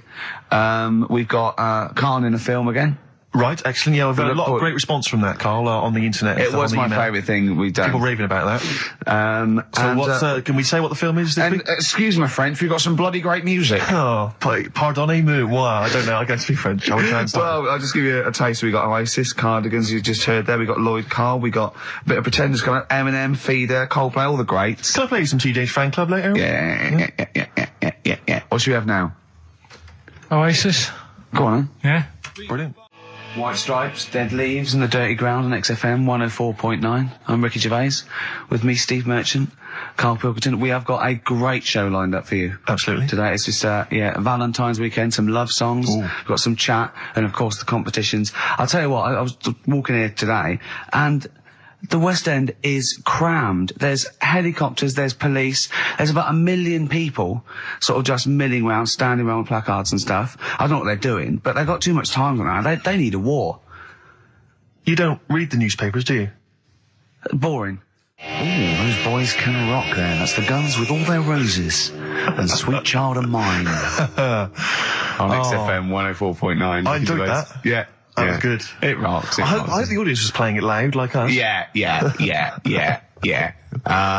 Ricky Gervais, Steve Merchant, Karl Pilkington. Well, look at him yawning. How rude is that? Carl, what's wrong with you, man? Have you been up late? A little bit. Girlfriend was away, wasn't she, yesterday? Yeah, I always have a problem with that. I always have, because you don't go to bed, do you, early? Do you know what I mean? You sort of think, I just always find that thing that if, you're used to living with someone, Yeah. one of you will go, let's go to bed, then you'll go, alright. But when you're on your own, you go, You just forget to go to bed. I just stay up. Okay, stop eating now, Carl. You've ate all the food. That's just a plate. All right. Okay. Yeah. No, I stayed up and watched, there was a thing on about Dracula, Right. What, Dracula? and I found a flaw in it. Go on. Not the fact that he's the living dead and No. and drinks blood to stay alive and he doesn't reflect. And he can in turn into a mirrors. bat. Well, And you can go on. the mirror thing, you can't look in mirrors, can he? Well, he can look in mirrors, but he can't see himself in a mirror. Yeah. That still doesn't work. Go Okay, on. go on. It doesn't work at all, Carl. It doesn't work Go anyway. on. Well, centre parting's always really neat. His centre parting's always... How does he do it if he can't look in the mirror? Blood on the floor or something it was called. Rubbish. I love the flaw in the Dracula film is that his centre parting's too neat. How does he do it without a mirror? Oh. Was it a documentary about Dracula? No, Yeah, it was the real it's Dracula. The real Dracula. Bit. Yeah, the real Dracula. The It's true just a film. It had blood on the floor or something. It's called. Yeah. It's rubbish. From 1970. Yeah. Right, but you know- stayed up and watched that. You know there aren't Yeah, really that's right. vampires in that sense. Yeah. Yeah, but it still annoys you that his centre parting was too neat. Well, if you're going to do it, do you know what I mean? I'd like to see him with a fringe sort of pushed forward and maybe a hood up, alright? Come to suck your blood and that, alright? Yeah, just bits of tissue paper all over his face where he's cut himself shaving. I can't see. Bloody mirrors annoying me, alright? I'd love to see that. A little mank Drac. That'd be great, wouldn't it? Well, that might be a film that we do in our movie. Mancula. Just getting onto that. Mancula. Count Mancula. Alright? You got any rave? You got any rave music? Got any Oasis like that? That'd be brilliant. He came from Manchester. Please welcome Mancula. Alright? That'd be great, wouldn't it? His hair's a mess. Well, I can't see in the mirror, can I? Well, we've got a show lined up for you. Sad news for Rockbusters fans. It is going to be the last Rockbusters. Does that mean that we are doing another one and it's the last one? Or We are we've doing scrapped another it all one, together? and it's the last one. Oh, man. But a bit of a special one, Steve. Have you? Yeah. It's just sort of done What, it on, makes sense? No, it's, First time only. no, it's done on accents because I'm running out of clues and that to use. Oh, is this as bit good as the Jamaican one? The trout spinners. The trout spinners. That doesn't work at all. A bit like that. Okay, so go on. What's the gist of this one? Well, it's just I've been the sound effects bit. That didn't really work out. So there's 3 sort of cryptic clues. Yeah. And Sort of cryptic, yeah. it's done on accents, and I've sort of worked down the country. So I've got a northern one, I've got a Brummie one, and I've got a Cockney one. All right, Excellent. we'll look forward to that. We've got quite a lot of competitions, haven't we? Because you've also got your film competition. He's appearing in The Shining this week, Steve. Excellent, okay. We've also got, chimpanzee that. More monkey news from around the world. Monkey news. Stay tuned for that. But there's one that I thought we could phase in as we phased out Rockbusters. It's an old favourite. Carl, it was before your time. XFM Family Fortunes. XFM Family Fortunes, it's brilliant. Get a It couple owns of people nothing online. to TV show Family Fortunes. No, it's XFM Family Fortunes. You can't get him on that. So we'll be playing that a little bit later as well with 2 lucky people, and we'll be giving away some great prizes, I imagine, Excellent. Steve. Yeah. Go through those a little bit later. Yeah. As it was Valentine's weekend, what about a lovely song by Lloyd Carr, like lovers do? 104.9 XFM, Ricky Gervais, Steve Merchant, Karl Pilkington's pressing the buttons. Right. We're playing some great moments from the last 3 weeks. And some great records, Steve, from the last 2 weeks. That's true enough. Yeah. We're not actually here today. What are you up to today, Rick? It's 8 hours earlier, so this is about 2 o'clock probably. Mm-hmm. So it's about 6 o'clock in the morning. I'm still in bed, mate. I'm asleep in my hotel room. Now, where are you? We're in LA. Los Angeles. Yeah. City of Angels, Rick. Yeah. City of Angels. Yeah, and so that's what we're doing. We're doing stuff like that. That's why we're not here. We're not here next week either. So next week is the best of this week. What?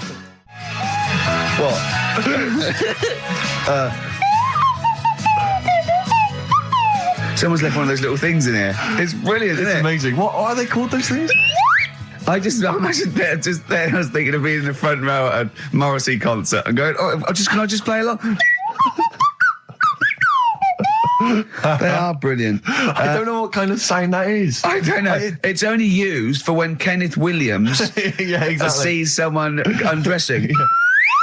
Yeah. That's the only time that is used, that noise. Exactly. That is But brilliant. it's like it was specially created for the Carry On films. Yeah, we need, I don't know what it is, but we need something when I walk in and see someone changing.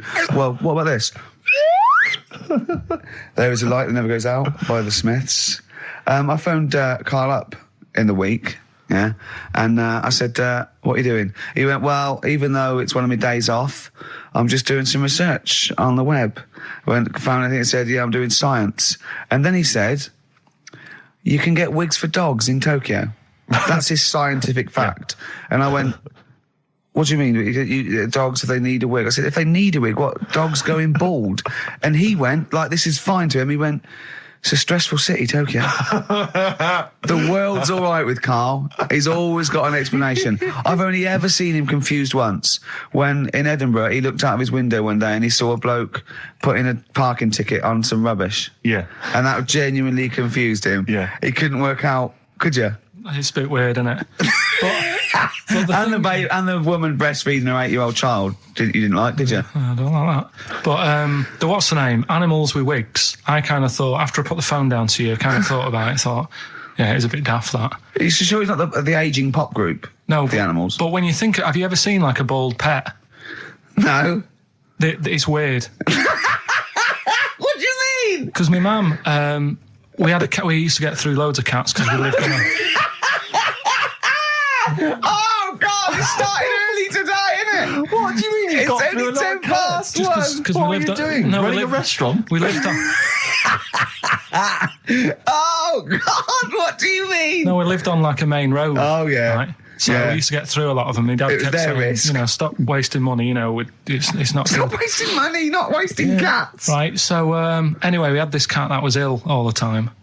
And It's just bag of nerves, probably. Yeah, malingerer. Yeah, I'm terrified. I'm going to which house? Rome. Oh, God, bloody hell. Rome. Don't let me go to the Pilkingtons. and it, for some reason, it kept being sick all the time. Right? Yeah, that is nerves. That's definitely nerves. So my mum kind of thought, I've had enough of this, and she shaved it. Whoa. Whoa.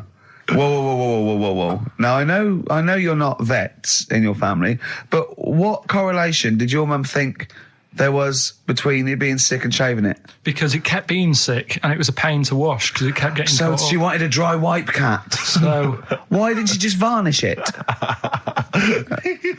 What? It's weird. It's weird. Though. So now he's cold and sick.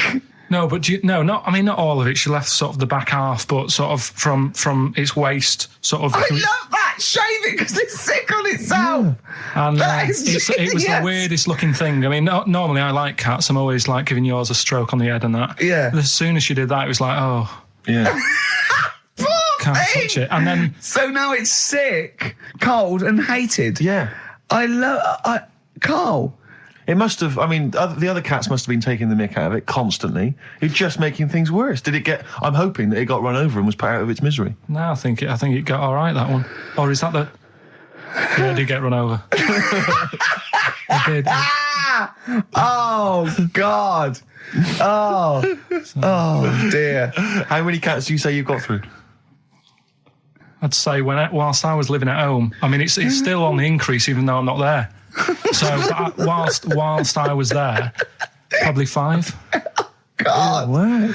Oh. Yeah. And were you upset each time, or you just got used to it? It's one of them things, isn't it? Like I've said before, when you first see something, it's a bit of a shock. Do you know what I mean? It's like the Elephant Man or whatever. Yeah. First time you see him, it's that sort of, oh, look at that. Do you remember the first time you saw Steve? No, I'm not being funny. Do you remember the first? Yeah, but I've said this before. It's always, then you get used to how people look and you don't... No. I'm going to burst. You have to play a record. No, but... Because I just see Steve's face. No, but I've got used to it. Shut up.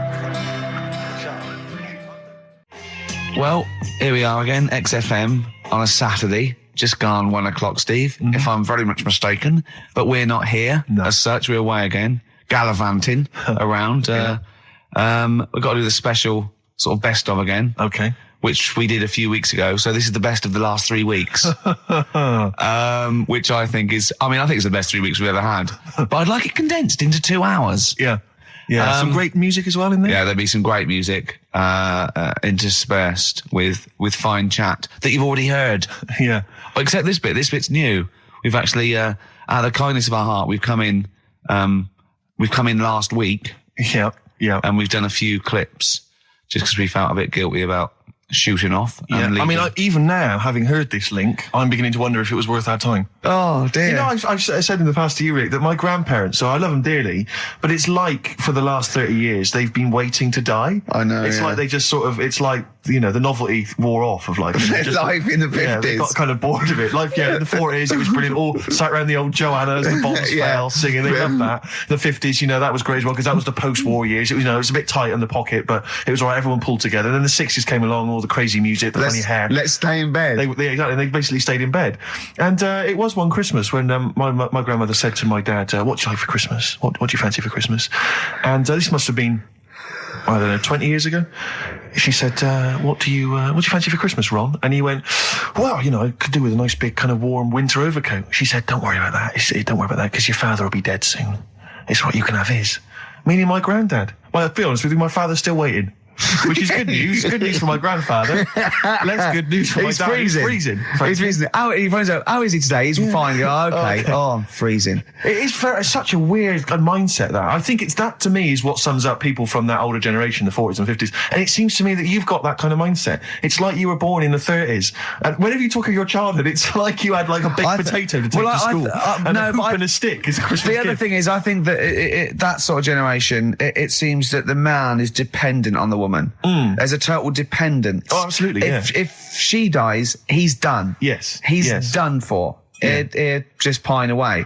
If he dies, she's got 30 years of pottering. Absolutely, yeah. Do you know what I mean? And going to the youth club and the church. I know what you mean, yeah. It's sort of like that. It's sad. Of course, it's sad for them, but it's sort of not the end of their life. No, sure. And it sort of is the other way around. I don't know why that is. Yeah. It's terrible. That's a little melancholy thought for I know, Christmas I've really brought it. You brought it down. You've brought it down. I've brought it. This isn't a nice show at all. This is terrible. Well, we're going to have people just killing themselves. What? Well, I didn't really want to make it a Christmassy type show because I don't really like it. Oh, he's done it again. What, you did Christmas once, didn't like it? No, my dad always said... steady on. Dad said Christmas morning was for for me. So he used to stay in bed. So he never. That's brilliant. That's a great thing to say, isn't it? Yeah. Christmas morning's for you. Run wild. Do what you want. Just don't bother me. I'm going to Honolulu for 2 weeks. That's great. Dad, it's Christmas. Do I have to do anything? No. So my mum used to get up because she used to like to see my face light up, when I opened my presents. And then to give fireworks. And then then I'd have to go to my bedroom from about 6 o'clock onwards because like my mum and dad were into having big Christmas parties and I wasn't like old enough to go.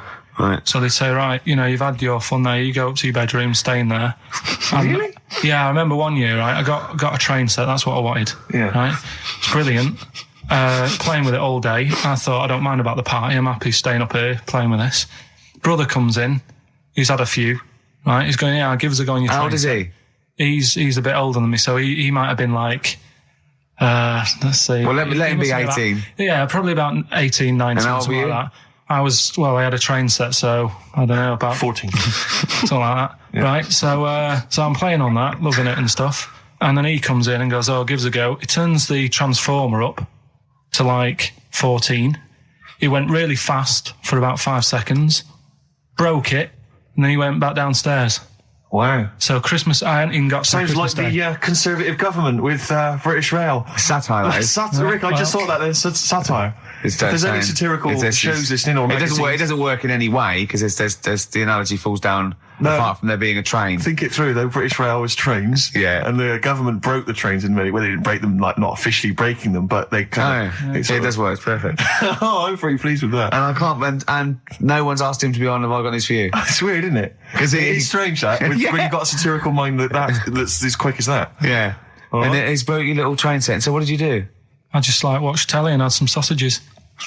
I bet you were happy with that though, weren't you? Oh, it's a bit annoying though, isn't it, when your main present of the year has been broke.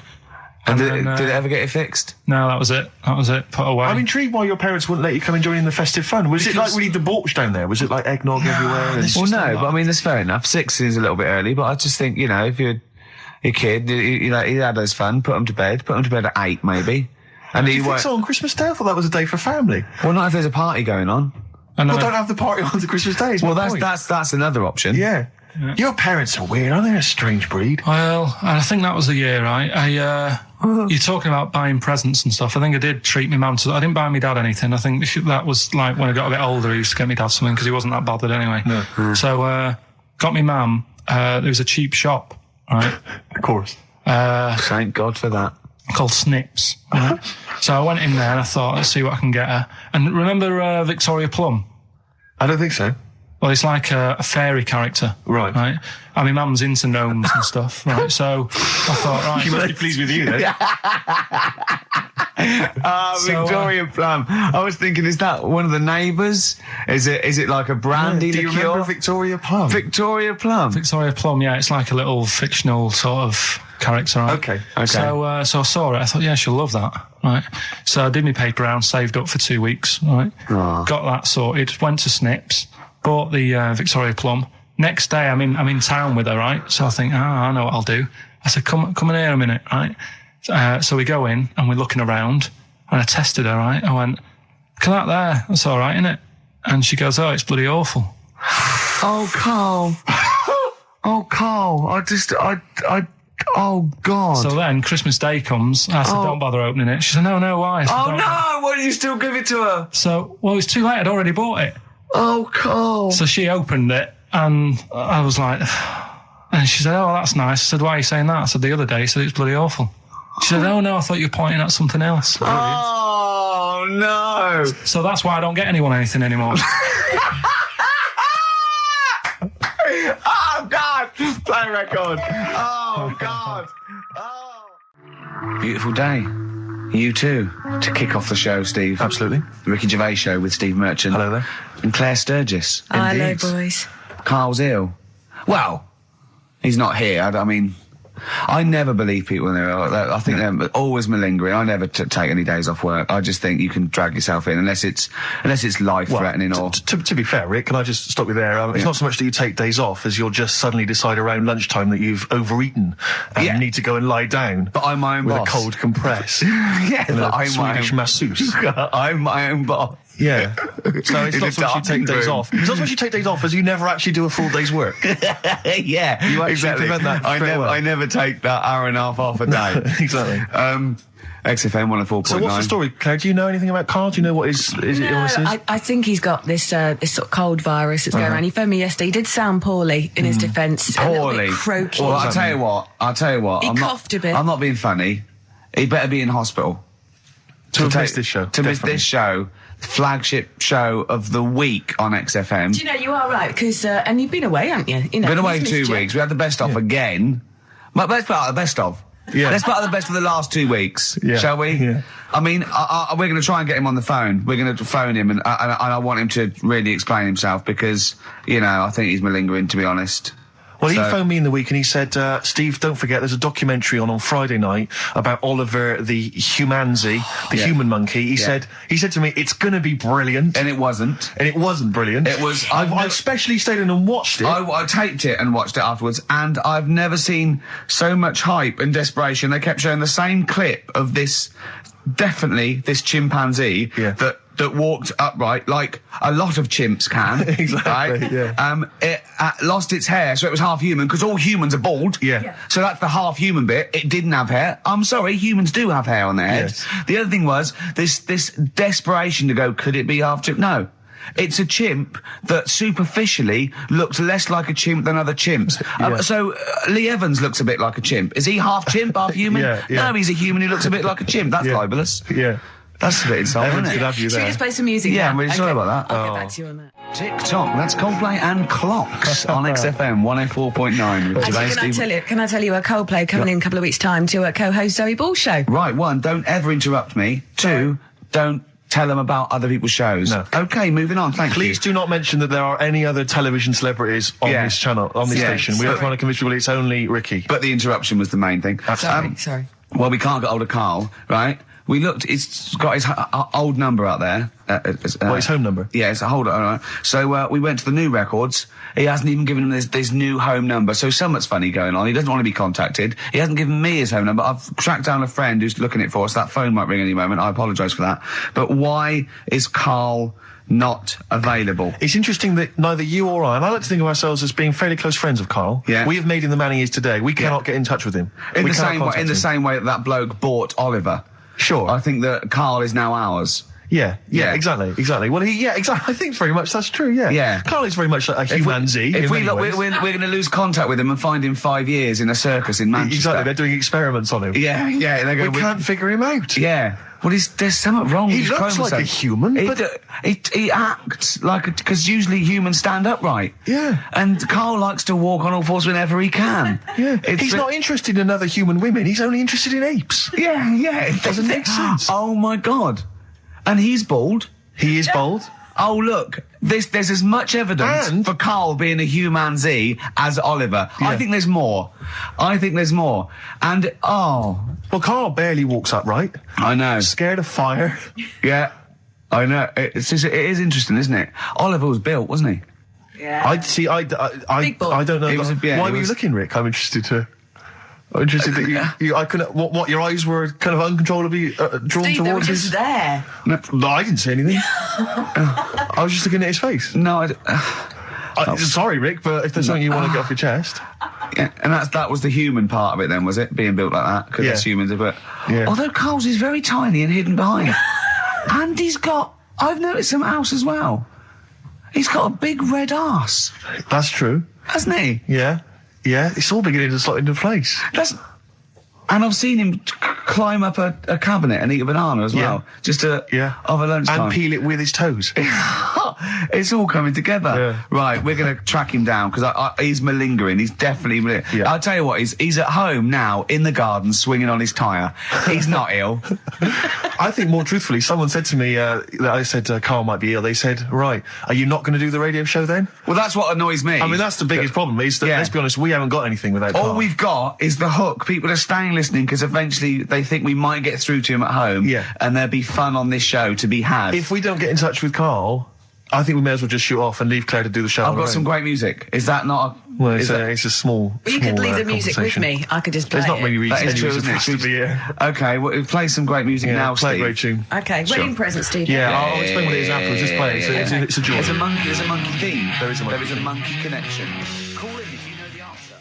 Clocks from The Coldplay on XFM 104.9. I'm Ricky Gervais, with me Steve Merchant, and back Karl Pilkington. Hey. He's raring to go. It's nice when you have a bit of time off, isn't it? Yeah, how long have you had off now About then, 3 Carl? weeks. About About 3 is it? weeks, yeah. We can't do that because we're sort of self-employed and we'd be letting people down. But it's different when you get paid anyway, whether you turn up or not. But good to have you back. Good to I'm have never off ill. No, It's the good- first time I've ever been off ill. Like, Well, no, I mean, just you're off 2 weeks and then you're off. No, I just wish I was the kind of person who could let down an audience I know, of regular really, listeners. yeah, but like I say, Well, no, we spoke to you. You weren't that bad. A cold, you don't go home for a cold. We were discussing this last night in the pub, and you don't go home for a cold. Okay, then, so moving on. What have we got then? We got some Wasn't great cold, songs. though. I've brought in the Smiths. I've brought in Buzz Cox. I've brought in Neil Young. I know Steve's got some hip hop. Some great hip-hop. I've got Hooray! some great Elvis Costello. It's going to be great. Carl, come on, concentrate. You've been away for 3 it's weeks. just annoys. No, stop saying that. What? Because you're annoying me now. Why? Oh, that what what do you do? Go home ill? Oh, he's annoyed me. Oh, has he? Yeah, I got wet jeans and I'm a little bit annoyed. Can I have some time off but still get paid? Yes, of course you can, Steve, Carl. right? He called me up, winding me up about this, and right, I'm 30, right? I'm 30 now. I can only remember being off 2 times. Oh, his memory's going as well. You had some time off. And both of them were when I was at school. School? What's school? One when it was windy. Why did you have time off? Because it was windy. But to be honest, Carl, that lasted for 7 years. Your time off at school. Why did you have time off? Because it was windy. Were you windy, or was it windy outside? No, it was like when Your auntie wasn't out the window, was she? when the winds were bad in the 70s, and my mum said, "Oh, What? Whoa. What? I remember space operas and flares. I don't remember the winds being bad in the 70s. well, my mum just said, you might get blown into the road, so don't." do that." She had so much faith in you, didn't she? As a human being. Is that why she got fired from the pie shop? I'm not coming in today, I might get blown into the road. God. The funny thing it was, right, Steve, they had this thing going at school, because a lot of people used to wag it back then. You still what? Wag it, sort of not go in, Right. right?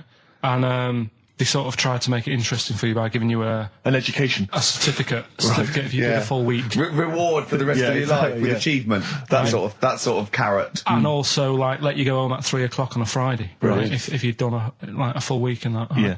So it was lovely weather all week. Then it just sort of changed on a Friday, and I got up and it was all windy. It's My always mum windy said, for Friday on 7, isn't it? don't, if you don't want, don't go in, because, you might get blown into the road and that. So I said, all right, then I'll stay off. And So why did she told you to hold on to a fence or walk you there? What's this? Don't go out. Immediately give up. I love this getting blown into the road. Is that based on your cats that kept getting blown into the road? well, so I got to school on the Monday, right? And the teacher said, Took you a right, long time. today, to punish you, you're the only one who wrecked the whole week, right? Everyone else came in, you didn't. So everyone else is going home at 3 o'clock today, but you're not. Brilliant. Serves you right. And I wasn't bothered though. It was great because I said, well, you'll have to stay with me, won't you? And it was great. So all I did for half an hour was doodle and stuff. It was great that afternoon. yeah. And that was ages ago. That was like when I was about 8. And that's one of the times I was off ill. Yeah. So it was, but that wasn't even ill, that was wind. Yeah. Yeah. So Yeah. Yeah, it's a bit different when you're To be in the honest with adult you- world, though, Carl. You can't just not turn up because you've got a bit of a cold or you're a bit fed up. I mean, we had an appointment 4 o'clock Thursday, wasn't it? And he had to call it because I cancelled it. Meeting went on a bit late. Time management. Get things done. If it was important, you'd get it done. Play a record, Carl. Pull your finger out, please. Oh, that's them Red Hot Chili Peppers, and they can't stop. I'm Ricky Gervais, with me Steve Merchant and Karl Pilkington. You're listening to XFM 104.9. Coming through today, it's noisy again out there. It's a nightmare. A lot of people marching up and down. What's that about? Well, from what I can work out, there's hundreds of them, millions of them, and they're all shouting really loudly. What do we want? Peace. When do we want it? Now. What do we want? Peace. I want to go, shush. Yeah. We all want a bit of peace on a Saturday. Yes. Keep it down. Please, I can barely hear myself think. I know. And he's not listening. Tony's not listening. He can't hear you from there. You may as well give up. He's not listening. There was 1 million of you last time. It didn't do anything. Hey, but Steve, there's no attitude. You know what? I couldn't find Boy George's War is Stupid, so here's a bit of Dylan. Bob Dylan. The times, they are a-changing. The thing is, Rick, it makes me wonder if the times, are they changing? I mean, it seems to me that life's pretty much the same as it was way back in the 60s when Bob Dylan wrote that song. Got any idea what you're talking about? No idea whatsoever. You don't really know about politics, do you? Know anything about it. Don't even read the papers. Got no interest, really. Yeah. Not particularly. Informed my life's cushy. Won some awards and stuff. Doesn't bother me. So, on a serious note, though, it is a bit worrying. I want somebody to put on my... Do I have to get gas masks or something? No, because there are guys out there in Leicester Square today wearing novelty hats. If they don't sort this war out, then no one can. Okay, well, I'm not talking about it. You would worry about it. I would worry about it. Well, you, maybe, Steve. Why? Sort of people who are successful are worrying about it more than other people. Just because, they've got more to lose, haven't they? Right. No, do you know what I mean? You see, like, Bruce Willis on the telly saying, it's not good, is it? And it's because he's got a big house and loads of cars. If you live, on a council estate, it's like, well, if it gets bombed, probably doing us all a favour, we'll get nice new blocks of flats to live in and that. It happened with Manchester, with the bomb that happened, and they bombed the Arndale Centre. Did us a favour. Got a nice new Marks and Spencers and that. So this puts a whole new twist to the argument when people say bombing the world's poorest countries is wrong. Because I remember when the Afghan problem was on, people were saying bombing the world's poorest country is wrong, but it's like home improvement, according to you, then. Yeah. Because they've got a brand new B&Q, have they, over there? They're popping down there every Sunday. Anyway, let's not go on about it. Yeah. Well, think what you're saying. Yeah, I know. My family was killed, but look, a carpet warehouse. Yeah. Do you know, I think, people don't want to hear about this today from us. They want to hear, the new features, the songs of phrase. What song's a phrase? It's the feature we started last week, where we take clips of songs, we make up a phrase from the show. I mean, a famous phrase, last week's world famous phrase was, there's this airy Chinese kid, you'll remember. Yes. Well, it was called Crosswords last week, but Phil emailed in a good suggestion and said call it Songs of Phrase. Brilliant. Songs of Phrase. Songs of Phrase, but perfect. So are we still going with Cheapest Chimps? We're persevering with that, aren't we? Got some Cheapest Chimps lined up. We'll be doing that before 3 o'clock. Yeah. Great. Again, who else can say that? So good. So for the next 2 hours, everyone should just bury their head in the sand, ignore the world's problems, and enjoy features such as Cheapest Chimps and songs of phrase. And a bit of Shearing Braves. Oh, class. Placebo, The Bitter End on XFM 104.9. I'm Ricky Gervais. With me is both Stephen Merchant and Karl, the K-Man, Pilkington. Oh. So you've already got that. That's safe. It's only 4 minutes past. You've had Placebo and you've got us three. So you're definitely going home with that. Yeah, whatever that's happens. safe. That's on its way to the hospice. Exactly. You've banked that. Yeah. Now, do you want to gamble all that to go on and listen for another 2 hours? Well, you could walk away now and you're up. Yeah, you're up. You're already up. Right, that's brilliant. You have not wasted any time. Do you want to gamble that against another 2 hours? It might be shoddy, it might go downhill, but it might get even better, Karl. What do you say they do? Listen for another 2 hours? Yeah. See, we shouldn't have done that. We shouldn't have asked Karl, because a lot of them now are already taking what they've got. And what they've got is great, Rick. What they've got is lovely. Yeah. They're loving that. They're going to enjoy that. We have got monkey news. We've got Cheapest Chimps. That's not the same thing. How many radio stations have got two ape-related simian features? Rick, can I point out now, a lot of people are making that mistake. A lot of people are thinking that monkey news is exactly the same as Cheapest Chimps. It's not. Let's keep that clear. It's not. It's in the same ballpark, but it's not the same. There are apes. They're involved. They're involved. Yeah. We've also got some great music. Yeah. We've got an amusing sketch about a fly. Is that important? And Mystique are dropping in. Let's hope the Mystique ladies are coming in. Singing their I want to kick off with a song that is, you've got like half a dozen posing songs that when you're sort of like between 40 and 18, they were the ones you'd put on to get ready to go out, or just pose around, or be that pop star, or think you're on stage, or whatever, or in the video. Yeah. And embarrassingly, I dug this out, and I remembered I used to post this like a mother when I was about 14, right? This is Street Life by Roxy Music. You used to do... Mine was Oops Upside Your Head. Yeah. It was just me on the floor in my bedroom. One day there'll be other people in this imaginary boat. yeah. Elbows going everywhere, knocking over vases. Yeah. But then I remember later, it was Black Lace's Superman, which is something similar. Do you remember that? That was brilliant. Wow. Spray, ski, da-ding, da-ding. If you've out there in Radioland got any funny jokes, then call in. Email them in, because we need some. Oh. Hickory Dickory Dock, some lads there just wrote a song called Clocks. The lads are Coldplay. And the song is? Clocks. I'm Ricky Gervais, with me Steve Merchant, Karl Pilkington, pressing the little buttons there. XFM 104.9. What's that little Well, I think I do more than press the buttons. Right, see, this is it, right? Karl has had a little strop on since last night, okay? And He's had a little strop on? Yeah. You said strop on. I just wanted to clarify. And, I don't know why. He says that I'm an annoying person. He says that I wound him up, right? Which I don't know. He says that you're winding up because you're sort of like negative about I'm everything. negative? Yeah. And, but what I think it is because we pointed out that his lateness is unacceptable. Yeah. He said, meet you at 6. He turned up at 20 past. He said, well, someone stopped me in the corridor. I don't care. I've got stuff to do. We had stuff to do. I think we're a bit busier than you, Karl. You've got one job. We've got loads of jobs. I keep telling you that. Yeah. You got one job in a little room, a 9 to 5 there, that you don't even get done in 9 to 5. That's why you're late and mucking around all the time. There's loads of work to do. Yeah, one job. No, cool. It's not. It's one job with a lot of other jobs in it. It's like those little Russian dolls you get. Right? Well, it's so not, is it? Go, yeah, it is. Yeah. Everyone thinks, he only sits in his studio messing about, making songs a phrase. That's what I do in my free time. Which we've got coming up later. Super slick. I still think 20 minutes late is an outrage, though. Yeah, 20 minutes late is... Yeah, but I didn't say bang on 6. I said around 6. No, you didn't. You said 6, which means 6. Well, it doesn't.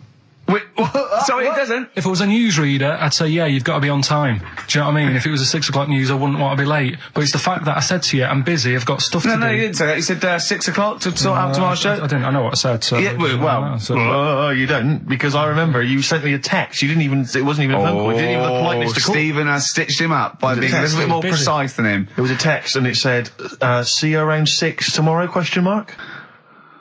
Around. You just said it. Well, around 6. That doesn't count. That doesn't mean anything. Well, yeah, no, it does. What? So all right, you told me he said 6. Well, he did. I'm paraphrasing. 6 o'clock, Rick. To me, even if it was around 6 o'clock, that would be 5 to 6 or 5 past 6. It would not be 20 minutes after the event, because that is late. Well, you've got nothing. You see, you haven't even got an excuse. Yeah, but then I turned up, right, and I said, right, well, let's not argue about this. Let's come up with some good new features, because we've been in Cheapest Chimps. That's gone today. Good news. He never liked Cheapest Chimps, Karl, did he? Right, he never liked it. Do you know what? Do you know who's took it further? Donald McIntyre. What? He's doing a programme, Cheapest Chimps. No, he's not. doing the channel. Well, we'll see. Again, I'll prove you right. Again, he's not doing a programme, Cheapest Chimps, is he? He's not. What do you mean? He's doing. I saw a trail on Channel 5, and it was saying, is it 5 or is it about 20 past 5? He's doing this. He's done that. Now see him on Channel 5 because he's moved to Channel 5. Right. He's saying first big problem, chimps. The deer and that. And no, they're not deer. He's getting confused. No, 50 odd grand for a chimp, and it's saying, he'll look into how much you can get gorilla for. What are in the name of God are you talking about? We'll talk about that later. But I don't know. I'm just saying that's another idea. And then, so go on, you got off. This is why you never get stuff done and you're late. You got off the point. You were talking about arriving late. Yeah, I know, but I'm just saying to you now. I turned up late, so I said, right, well, let's not argue. Yeah. I said, let's do some stuff. Yeah. You weren't having any of it. I think at one point you were trying to be sick on my leg. I do remember that. Yeah. Why? Just for fun? Yeah. All right. That's when I started getting annoyed. He was very annoyed last night. No, yeah, okay. Yeah, I can see where that could be annoying, but you just got to think, hey, look, so what? Well, I think you rub each other up the wrong way. Yeah. No, that's the problem. Well, no more Cheap as Chimps today. Right. Nothing to replace it because we didn't have a chat. Songs of Phrase, we're doing that. You can win some stuff. Yeah, we've got the film that we haven't done for the last 2 weeks. The final film, we won't be doing that. Let him down. There's 2 weeks. So you're 2 weeks late on that. Can I just ask, guys, is there going to be some great music? Yeah. Well, what about something from the Only Ones? Yeah. Planet. Brilliant. Placebo, The Bitter End. That's the first single to be lifted from their forthcoming album, Sleeping with Ghosts, which you can hear in full on the XFM online listening posts. I'm Ricky, you cheeky little devil, Gervais. With me, Steve. All right, ladies, what can I get you to drink? What, you think I'm made of money? I meant half a mile or something, merchant. And Karl, I'm stressed. If it's too hard, I don't want to do it. Pilkington. Indeed. Oh, well, it's nice to be back, Rick. Rick, I heard a rumour that you weren't going to be playing great music today. I'm assuming that's wrong. It is wrong. This is what I mean about the grapevine and just Chinese whispers. I'm not having it. There's some great music coming up. Right. I also heard that there was going to be some boring chat. Sorry, it's that. Well, I want names. I mean, I don't want to name names, Rick, but that's the gossip I heard. It's totally wrong. I heard it was going to be inane, ill thought out, often stupid. No, Carl's not going to talk so much this week. We're going to try and sort of bring it back to real radio. So that's an absolute lie. Yeah. Great. Good. All right, Carl, had a good week. Yeah, not bad. Have you? Going on holiday now, aren't you? Well, I will be doing later. Tell you about that later on. What? There's a hook. Can I just check? Because there are rules in place, aren't there? Yeah. There was a big bust up in the week. I'm only allowed to wind him up. I'm not allowed to wind him up socially now. I'm not allowed to. What am I not allowed to do socially? I think squeezing the head. Socially, it's been crossed off. Right, okay, and I agreed to that because it got to a head where Carl was really upset and he was thinking of just giving it all in, weren't you? Yeah. Why was that? Because you were just winding me up too much. Yeah. I mean, do you want to bring it all up again? I don't mind. What was I doing? It was just. I mean, I should say now that there was a conversation where we were all sort of really walking on eggshells. It was frosty. It was a conference call, and Carl was on one end. And I'll tell you, it was. I was very much a mediator. I was very much a UN mediator. What do you think of that? It was difficult to sort of keep it serious when I'm saying stuff like, "I'm sick of you putting a Burger King bag on my head." Do you know what I mean? Yeah. There's a part of me that's like, I can't believe we're doing this. What I like about it is that I'm laughing and going, well, I won't do that anymore. And he's going, you can still do it on air. And like today, I came in, I went to squeeze Eddie, went at 1 o'clock. I love those rules. Yeah. I love those rules. Well, between the hours of 1 and 3 on a Saturday, you can squeeze his head, you can put a Burger King bag on his... I can't wait. It's terrible. Oh, dear. That all started last week as well, really, because I got in a bit earlier to do an edit for you on some track that had swearing in it, right? Yeah. So I get in early, he comes in, first thing he does is go to sort of squeeze me head. And my reaction was, not now, do it later. As if it's all right to do it later. Yeah. So that's kind of what made me think this isn't normal. We should just point out, when we say squeezing your head, what exactly does that mean? I put my hand on the front. I do 2 experiments, right? Yeah. One is the side, because you can crush an egg sideways, so I think that's more dangerous. Right. And I actually put my elbows out, and I pressed like a vice, and I really go for it until it really hurts. And the front one it shouldn't hurt so much, if my experiment's right. I don't know. Well, it was all this that sort of, built up. Sure. And the research that you're doing there, Rick, is that going to be available online at some point? Well, that was the problem. That's what I was saying to him, because it kind of started last week. Well, it's been going on since we've known you. Yeah, but I just upped it last week. It got out of hand a bit. I upped it to when I think it got to ahead on Thursday when I filmed it. That was it, yeah. That's right, yeah. I brought in a cameraman to film me torturing him. And there was some people from the 6th floor being shown round. Yeah, some management and that, showing probably clients round. Sort of, they've probably been on all the different floors, same what all the different radio stations do. This is XFM, the sort of this sort of noise going on. Yeah. You see them all look down. I'm saying, don't do that, right? Sure. They might want to spend a load of money. Yeah.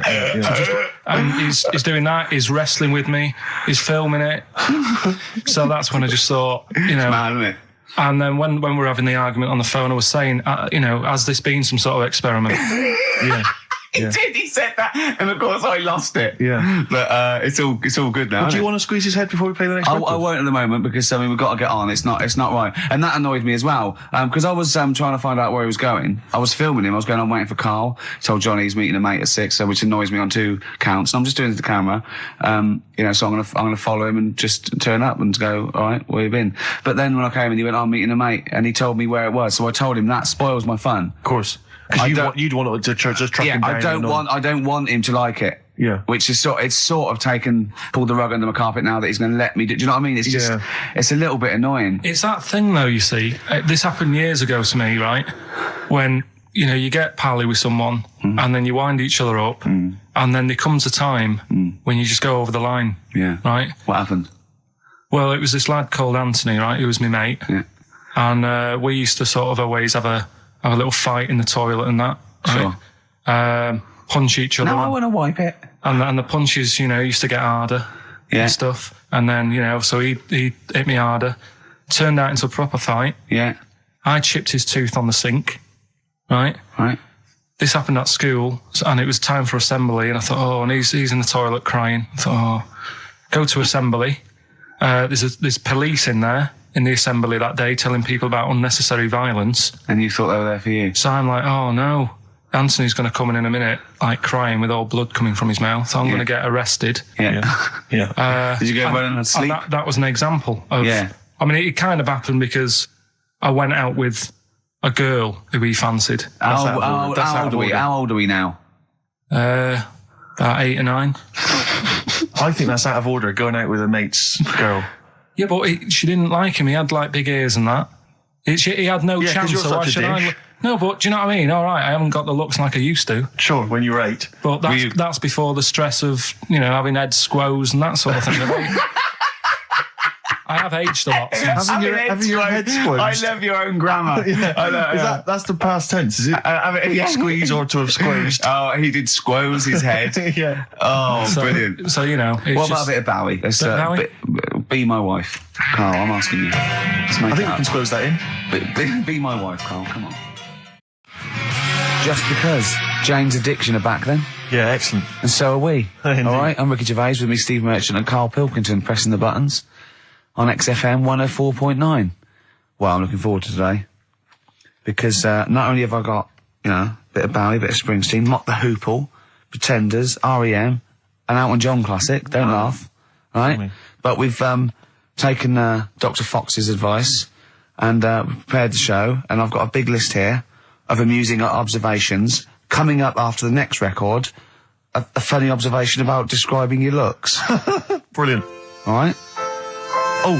Before, just to say, Rick, I just had an email. Beach Buggy, your last chance to see them on Thursday, 5th of June, alright? So don't miss that. The Garage, 9:45.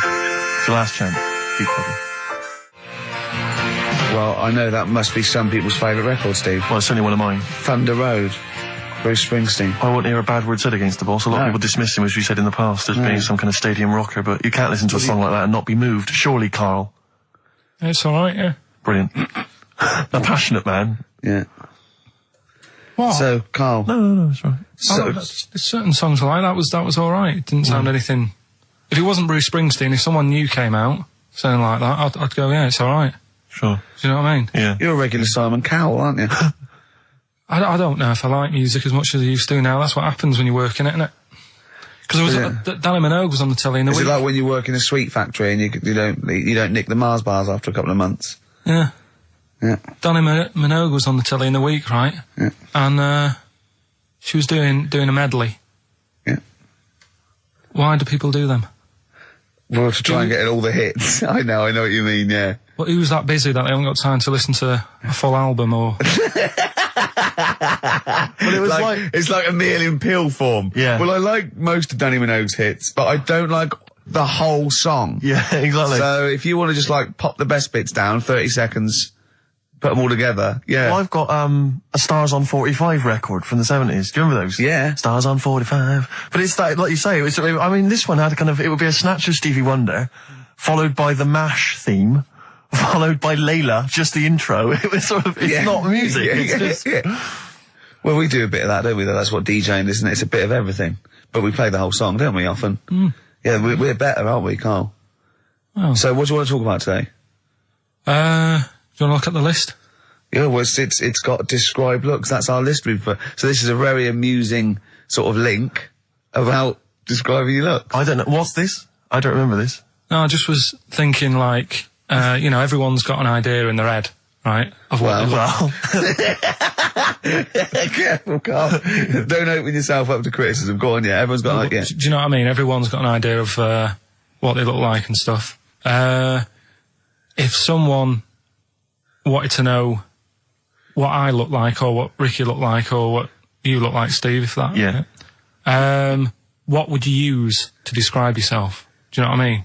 Words. Not really. I don't understand. What do you mean? Well, like, someone who doesn't know us, we've got to describe, and what's the game to hopefully get some sort of interpersonal language going, so you know they've got the same image as you, to a certain extent. I'm just thinking, if I was to meet Steve in a restaurant, yeah, right, nothing untoward going on. We're just hanging out. No, just having a chat, just having a normal night out. Yeah. Who's paying? Because I mean, is it expensive? Go Dutch.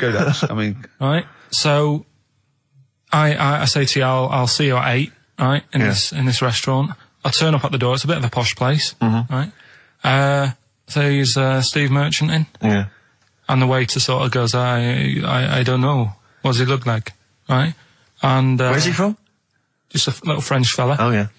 And what does he look like? So the thing I'd pick up on first, tall lad. Tall, yeah. And then he goes, we got lots of tall people in, right? And I go, big eyes? Big eyes? Yeah. And then he'd go, yeah, he's over there. I'll be honest with you. I mean, you can have dinner and you can buy me dinner. I'm not sure you're going to get anywhere with me. If you're slagging me off. No, I'm not slagging you off, though. That's what I'm saying. Yeah. I'm just using what comes to mind when can I just... Tall and big eyes. Can I assume that they know, like... Could I say, like, easiest for me, I'd say, looks like Reg Varney from On the Buses. Would they understand that? Can I use sort of, like, kick references? He's 30-odd, this waiter, so he'll... Yeah, so I go, right. Oh, yes, it's Reg Varney is sitting over there. Yeah. So he went German towards the end. See, I describe you more, Rick, I think, as... I would imagine, I'd say, have you ever seen that Johnny Vegas on the telly? Yeah. Imagine he was inflatable and he just let out a little bit of air. All right, well, at least that's nice. What Ricky would look like. As opposed to, like, pumping harder. Yeah. Okay, well, describe... Carl I'd describe as... You know those little red monkeys that you see on wildlife programs? They're in the trees and they scream when they see a leopard or something. I think so. Shave that. Just shave one of those little red monkeys and put some sort of, old sort of Manchester gear on it, maybe. Yeah, you know what I mean? Yeah. An anorak and some baggy jeans. I'd like to see how the waiter would react to that. He's got a picture of a monkey, then he's got a picture of shaved. It's like he's got no hair, then dressed like some kind of mank scally. There go, he's over there. Yeah, he's over there, Carl's over there. That's what I do. Brilliant. So, now coming up, the Verve. After that, an amusing link about gay handkerchiefs. Oh, really? I'm looking forward to this. Lucky Man by The Verve on XFM 104.9. I'm Ricky Gervais, with me Steve Merchant and Karl Pilkington. Karl, what's the problem with gay hankies? You played Bruce Springsteen last week. Yeah. Right? Yeah. And you said he had got a load of trouble on his hands when he had a hanky in his back pocket. Did I say that on air or? Well, we were just saying that famously on the cover of the Born to Run, Born in the USA album, it's just him, isn't it, with his backside basically, with a red handkerchief. I wasn't looking.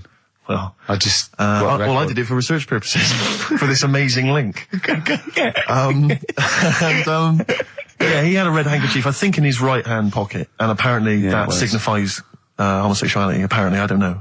Oh, I thought it was which way you take... I don't know. These are those myths, aren't they? Right, well, exactly. I don't even know if this is... No, well, I read up about it. Okay. Right. Just research. And, it's all sort of, they've got all different coloured hankies. Are they? Right? Yeah.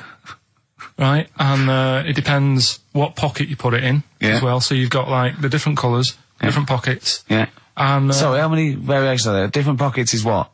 Well, you've got, like, your back pocket, your right back pocket. But what do they mean? What do you mean? Well, what do they signify? You can't just tell us they signify so much. What do they signify? Well, some stuff that we don't really want to talk about, to be honest. What?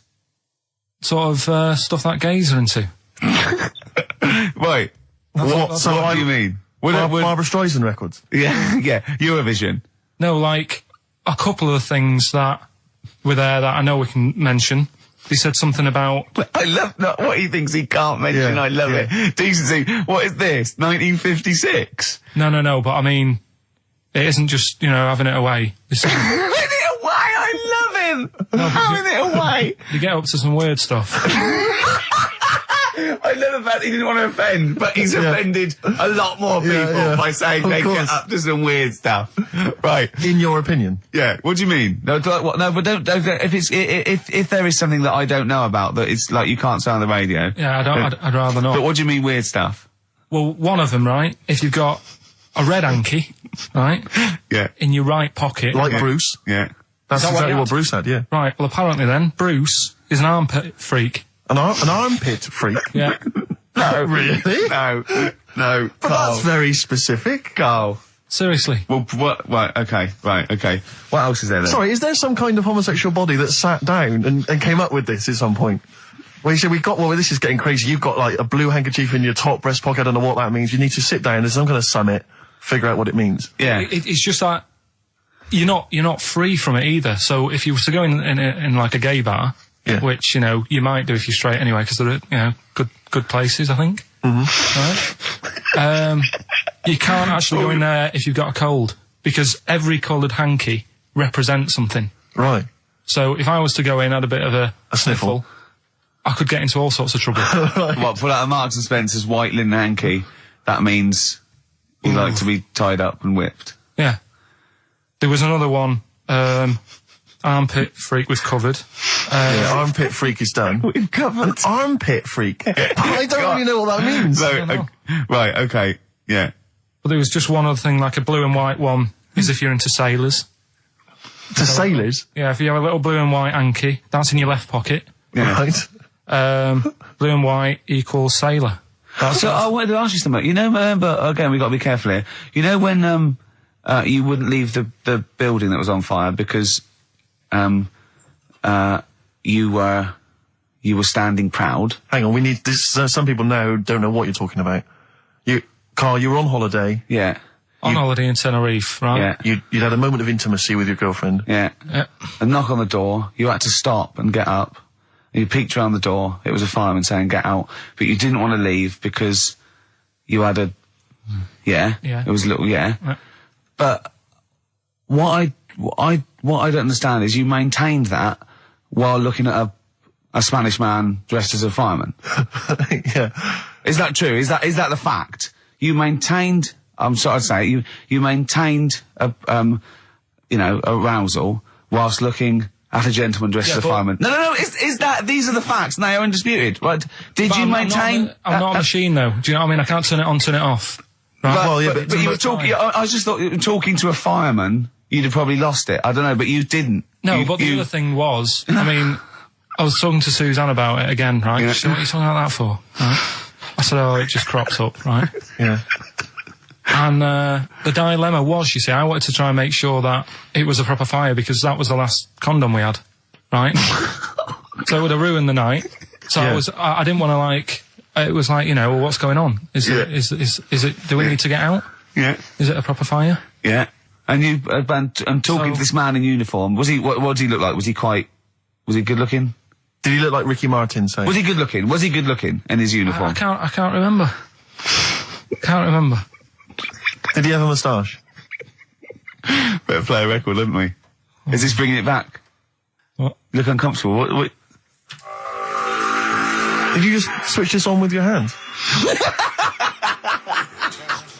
The Flaming Lips, and that's Fight Test. Lips and Test. Lips Test. On M. We were talking there about homosexual people, and I'm sure we'll move on to other topics. But I just mentioned, I was talking to a friend of mine in the week, Rufus, and he overheard, he pieced together sometimes if you overhear a conversation, you can piece together what's going on. Yeah. And, it sort of transpired from what you could make out that one gay guy had just realised or just found out that his gay boyfriend had, maybe been having an affair and was on the phone, and had called this person the third party. So the other one was crying, wasn't it? The other one was crying in tears. Obviously, they just had a big argument about it. And all he heard on the phone was the guy saying, in very kind of earnest tones, "I'm going to do everything in my power to destroy you." Well, I just like to think what that was. What was he, you know? No more guest list to GAY. GAY. I am going to, slash your diesel jeans with a pair of scissors. What if they're listening now? I know, I mean, it's probably an emotional time for them. Yeah, but they probably don't think we're talking about them. No, not those. It's probably happened quite a lot this week. Well, possibly. I do know quite a lot of gay people, right? But they do jump about when it comes to partners. Right. Carl. No, Lee. Freedom of speech. Yeah. Let the man speak. No, I'm not saying that's a bad thing. I mean, it's quite, you know, they don't, you know, if they get bored, they move on that.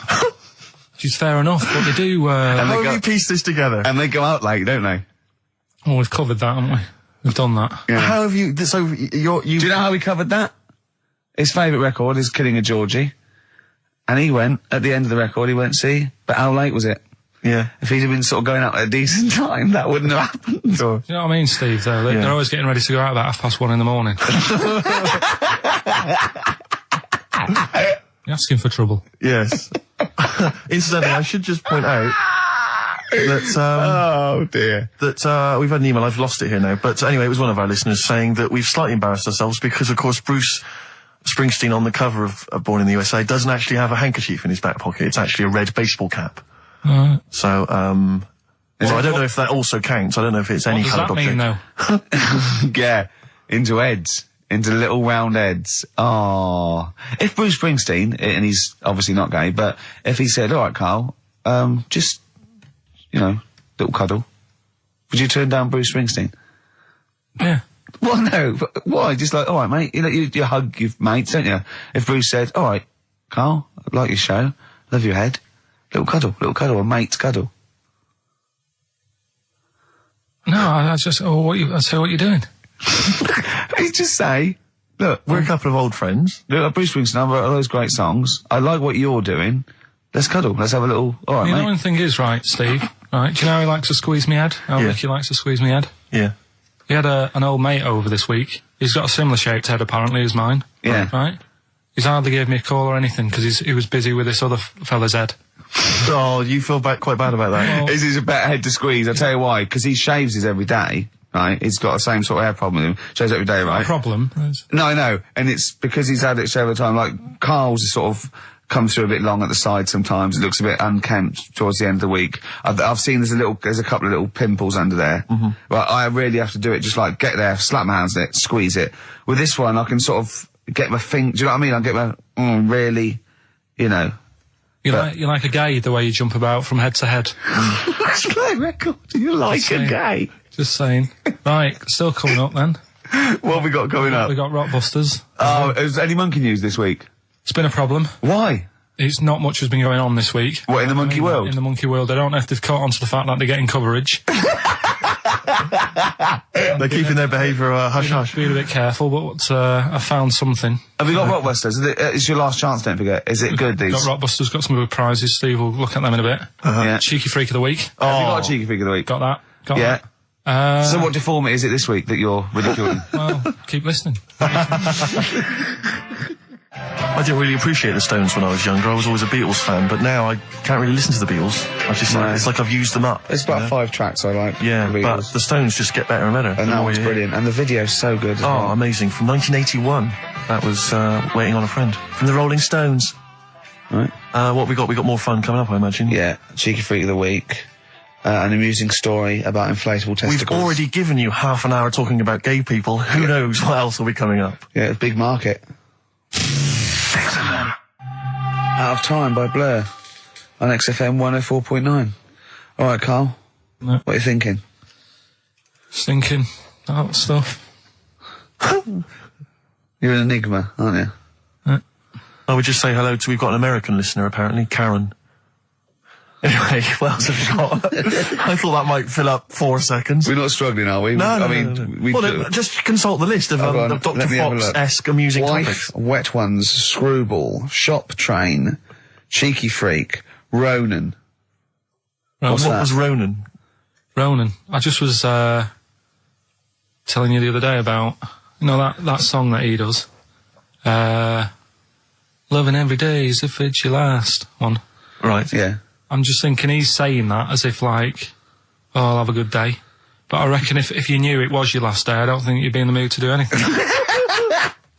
Yeah. But what? That's true. But I think the point is that it's living every day like it's your last. So, God, imagine if it was every day like the last. Right, let's go mental. And the good thing is, we've got tomorrow. So he's got the best of both worlds. That's what Ronan's saying. He's saying cram it in, because it might be the last. I think it's more like, it's the not knowing, isn't it? Live every day. I'd actually be happy if I never knew when I was going to die, and I was definitely going to die in my sleep. What a brilliant life you'd have. Do you know what I mean? What, so you don't get an illness, but one night you go to bed and... I know that if you knew you were going to die in your sleep and never knew when you were going to die, it wouldn't matter if it was tomorrow or 30 years' time. It wouldn't matter, would it? Yeah. I've lost you, haven't I? I've lost you somewhere. I thought that was pretty easy, all that. I said die in your sleep and not know when you died. There was no high concept there. No sleight of hand linguistically. Where did I lose you? I think you lost him on sleight of hand linguistically. Just then. You've lost him again. Yeah, I think that's the way I'd want to go. I don't want to know about it. That's why I don't go to the doctors or anything.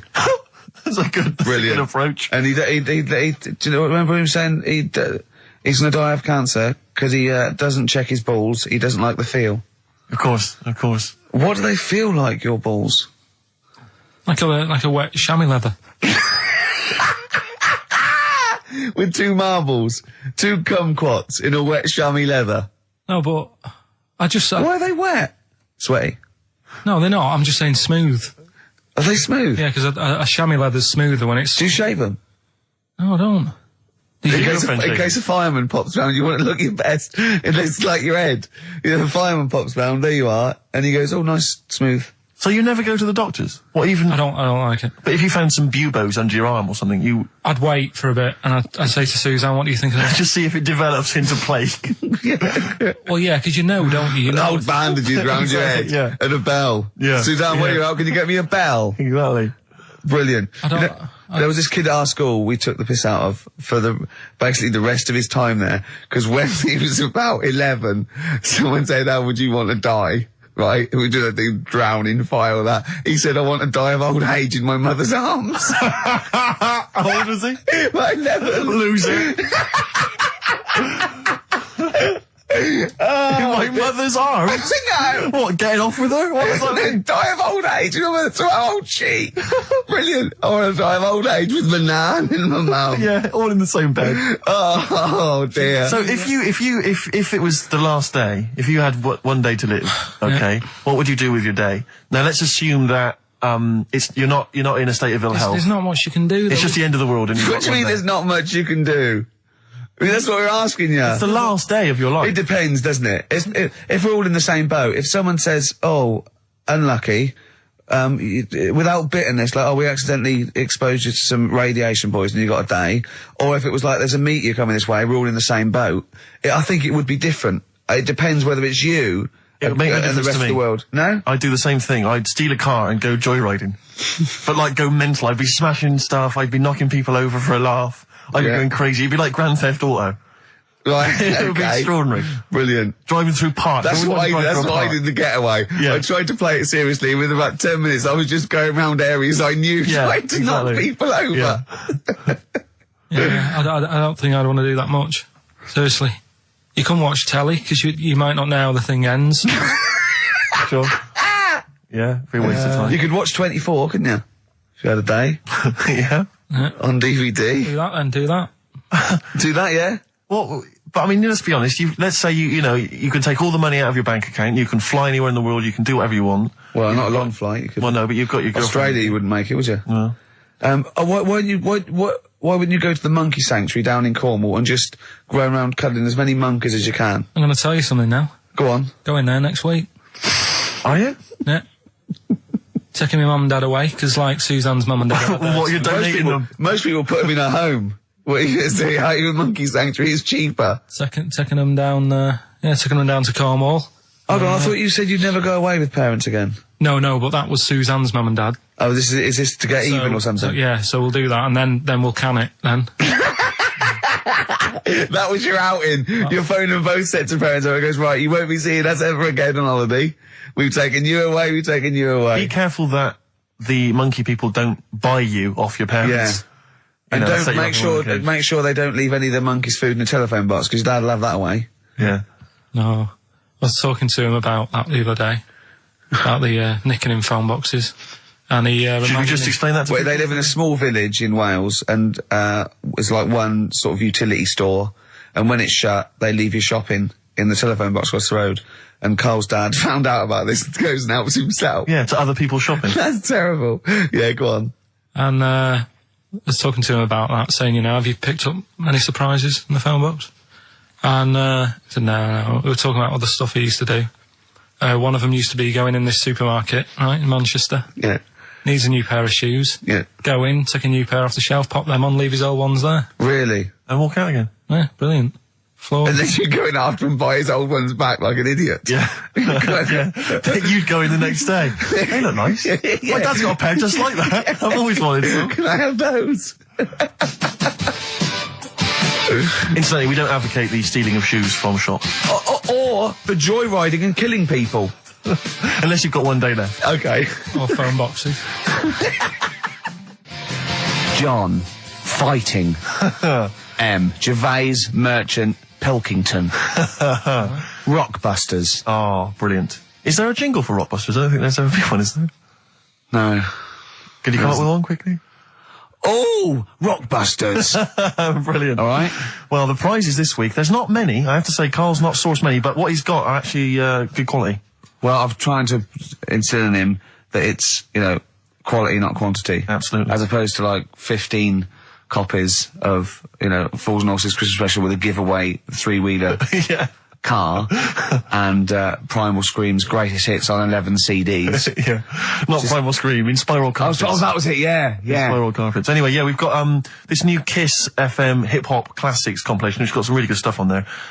New stuff from the likes of, Outkast and the Wu-Tang, but some old classics from Public Enemy, and of course LL Cool J's Mama Said Knock You Out. It's worth having alone for that track. Yeah. I think this is 4 CDs? No, 2 CDs. The Best Air Guitar Album in the World, Volumes 1 and 2, and a special box set. Yeah. You've got all sorts on there. Is May? Brian Adams is on there, Robert Palmer. May, but also excellent stuff. Beastie Boys, Clash, we got the Kinks, so that's good. Abigail's Party, the DVD thing with Alison Steadman. I know you're quite a fan of that, aren't you, Rick? Yeah, it's good. She's, from many years ago, if you've not seen it, it's good.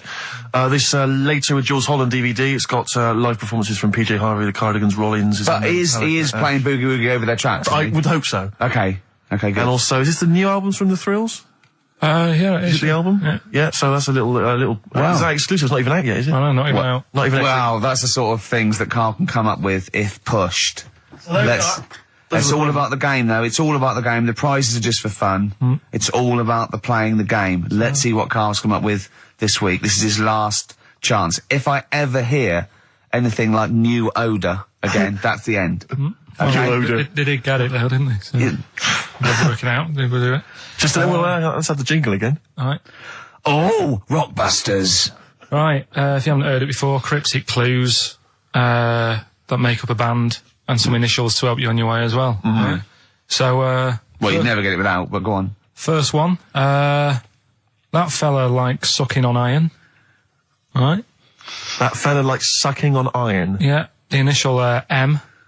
Right? Okay. That fella likes sucking on iron. Right, that's the first one. Second one, the Jamaican fella spots a boat. Oh, God. Say that again. The Jamaican fella spots a boat. Spots a boat? Yeah. Right. The Jamaican fella spots a boat. Yeah, that's right, yeah. All right. Initial D. D. D. D. Okay. D.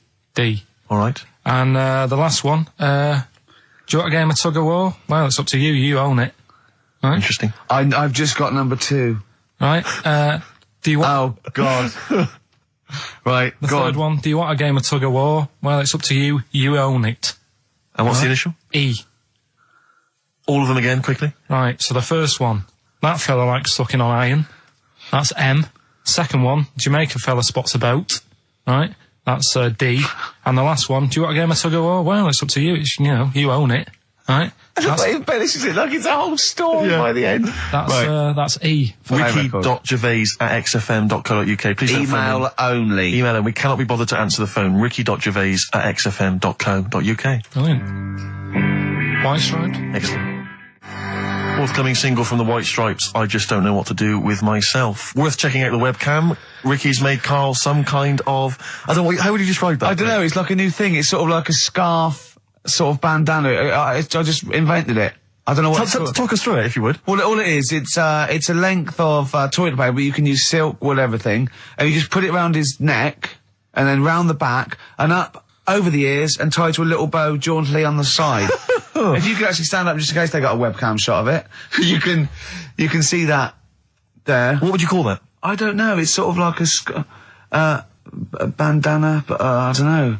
Neckadana, neck chief. A neckadana chief. A Carl chief. Yeah, I don't know. Well, I mean, we'll be marketing those if anyone's listening.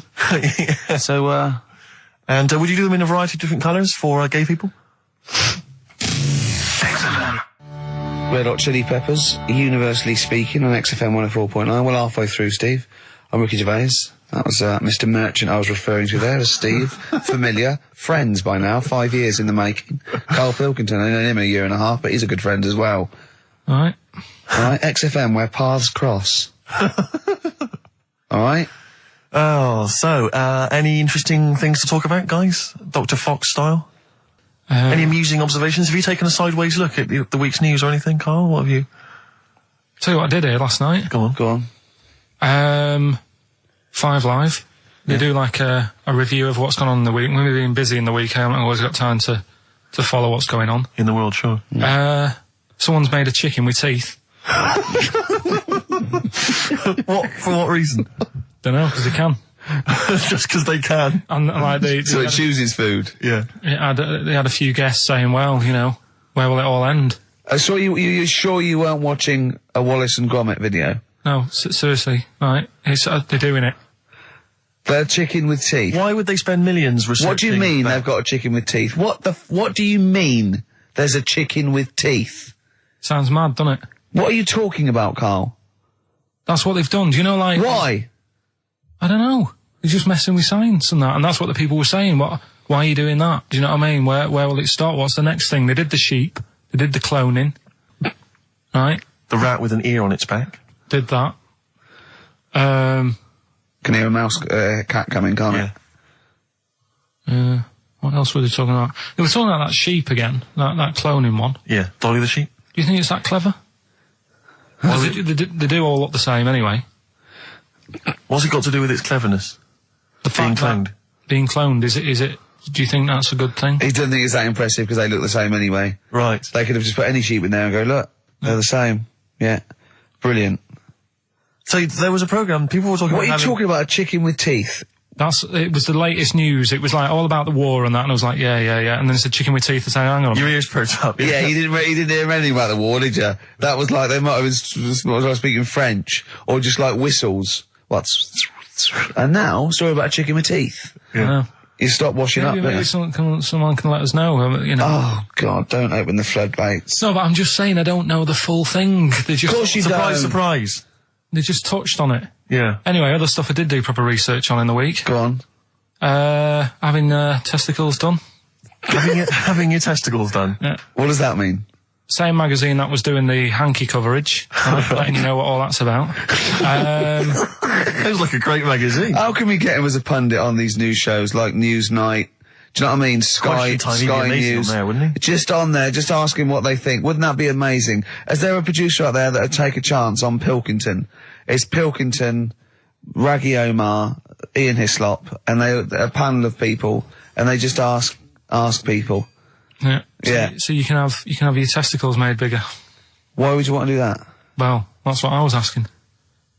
What's the point? Well, the actual testicles, or do they just inflate your ball bag? Because you could do that, couldn't you? You could have some air injected, so it was like a big... So they'd look bigger, but they'd rattle around inside, wouldn't they? make a little noise, wouldn't it, when you're at... Manacas. Like some kind of instrument. Yeah. That was sort of like one of those African instruments. It's like a big sheep's bladder with little... There's Pedro on the maracas. Yeah. They just, yeah. Yeah, just stripped to the waist. Yeah. With us hanging out. And then when you're sort of like, the neighbours would think, what's he doing? He's been playing those maracas all night. And really, you would, you know. Why the mouse with the ear on its back, go and keep it down. Yeah, this is really loud to me. Hey, why would someone have that done then? You brought it up. Well, presumably so that they could draw a little funny face on them. Yeah. Obviously. And you could let them down after the holiday, like you do a Lilo. Exactly. Just let 'em on holiday you're floating round, you know, like you're just in the sea with your big instrumental maracas, right? Just floating. You're having a whale of a time, like people playing it as they go past. Exactly. All right, Carl. All right, Become a bit of a sort of local celebrity. Yeah, look, there's Carl with his floating maracas, like a big jellyfish, right? Yeah. And then the end of the holiday, or Saturday. If you've got a little pair of tight Speedos, it'll be like Jordan walking around. And then you just like... Just let them down when you come back. Let the knackers down for the plane. Yeah. Because apparently they do get bigger, don't they, as you get older? When you're an old fella. No, I think they get lower. I think that's it, that testicles and breasts get lower. Is that purely gravity? I think so, yeah. Probably stretching a bit, innit? So is it wear and tear? Is the old fellas who are walking about saying, "Oh, sick of these"? They don't tread on them.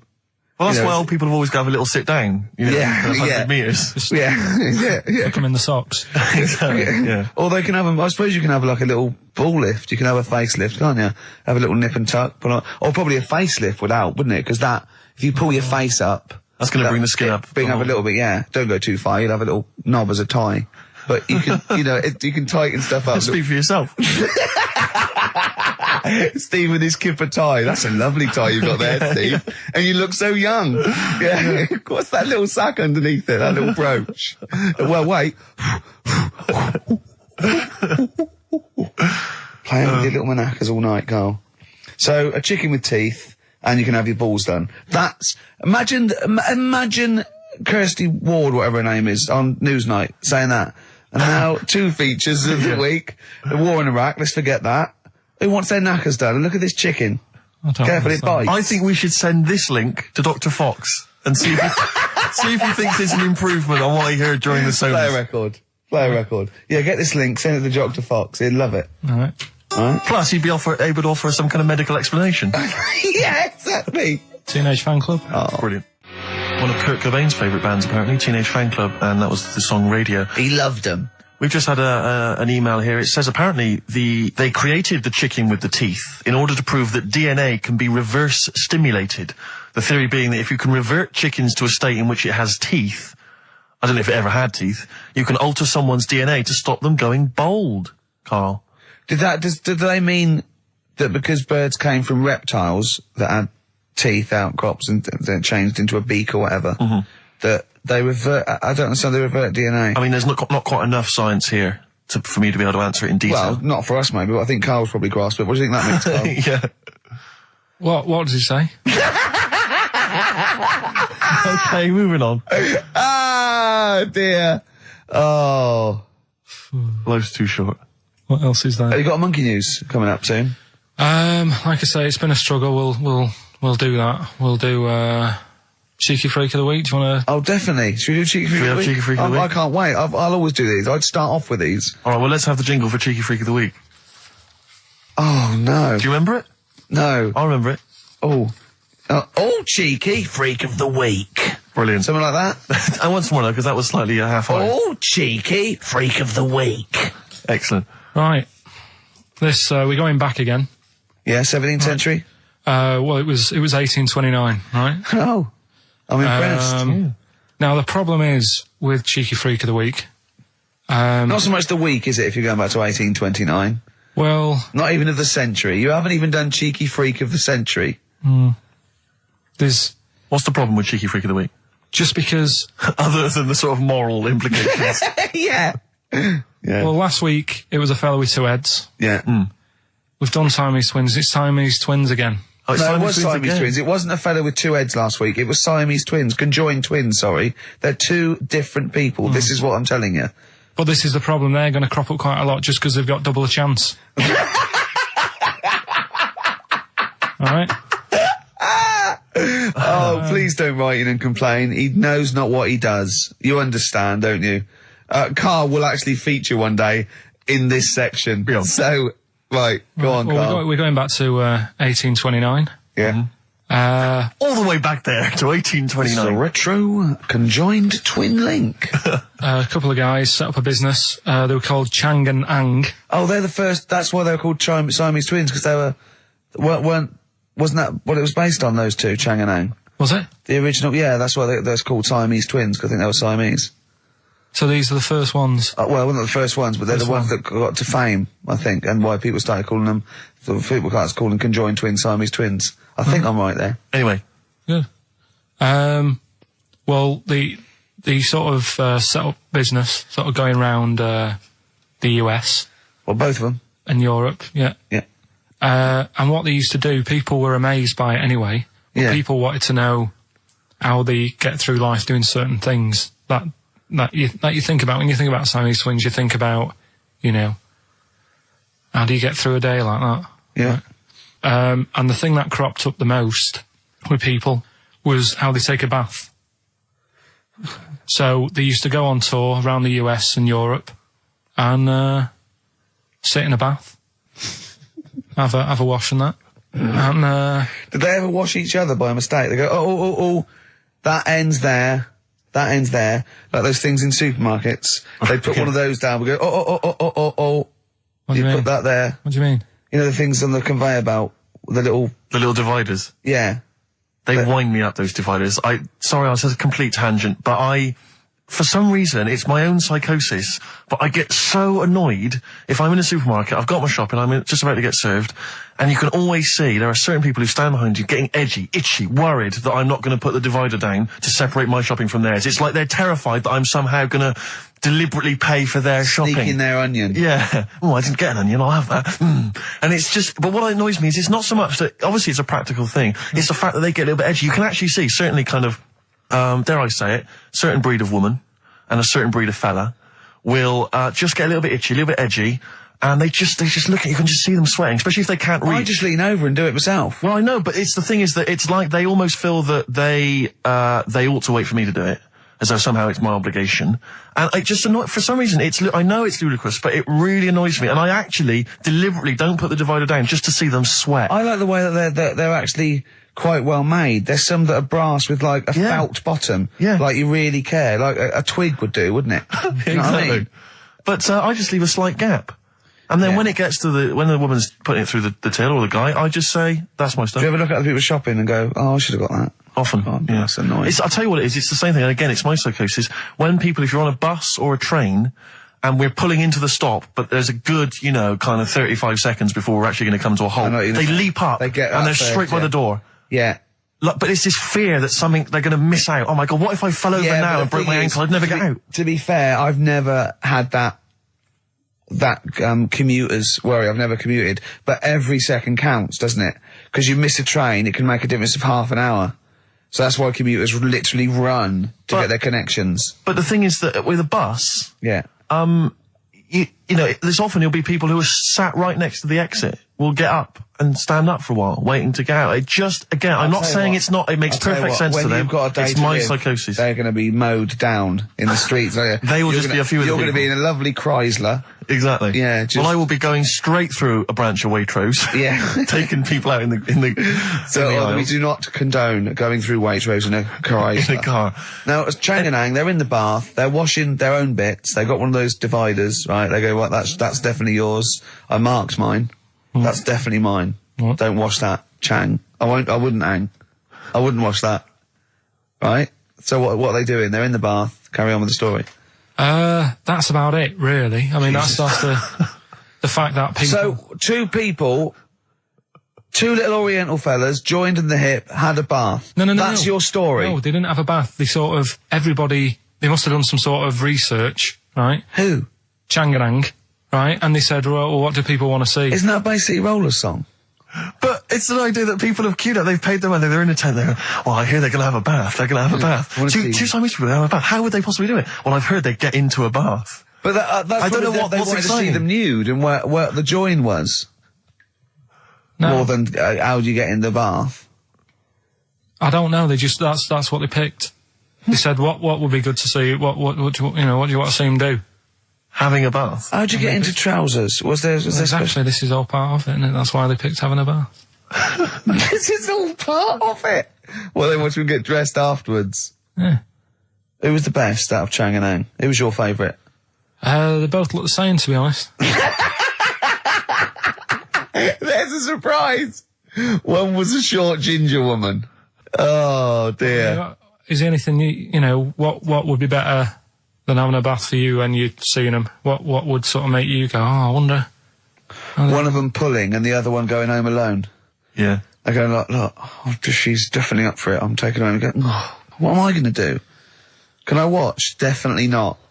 Definitely not. Look, you go to bed.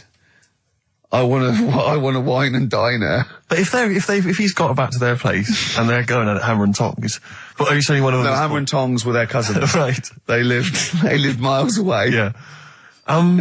If one of them gets knackered, can the other one take over? God, I think we play a record. That annoys me. What?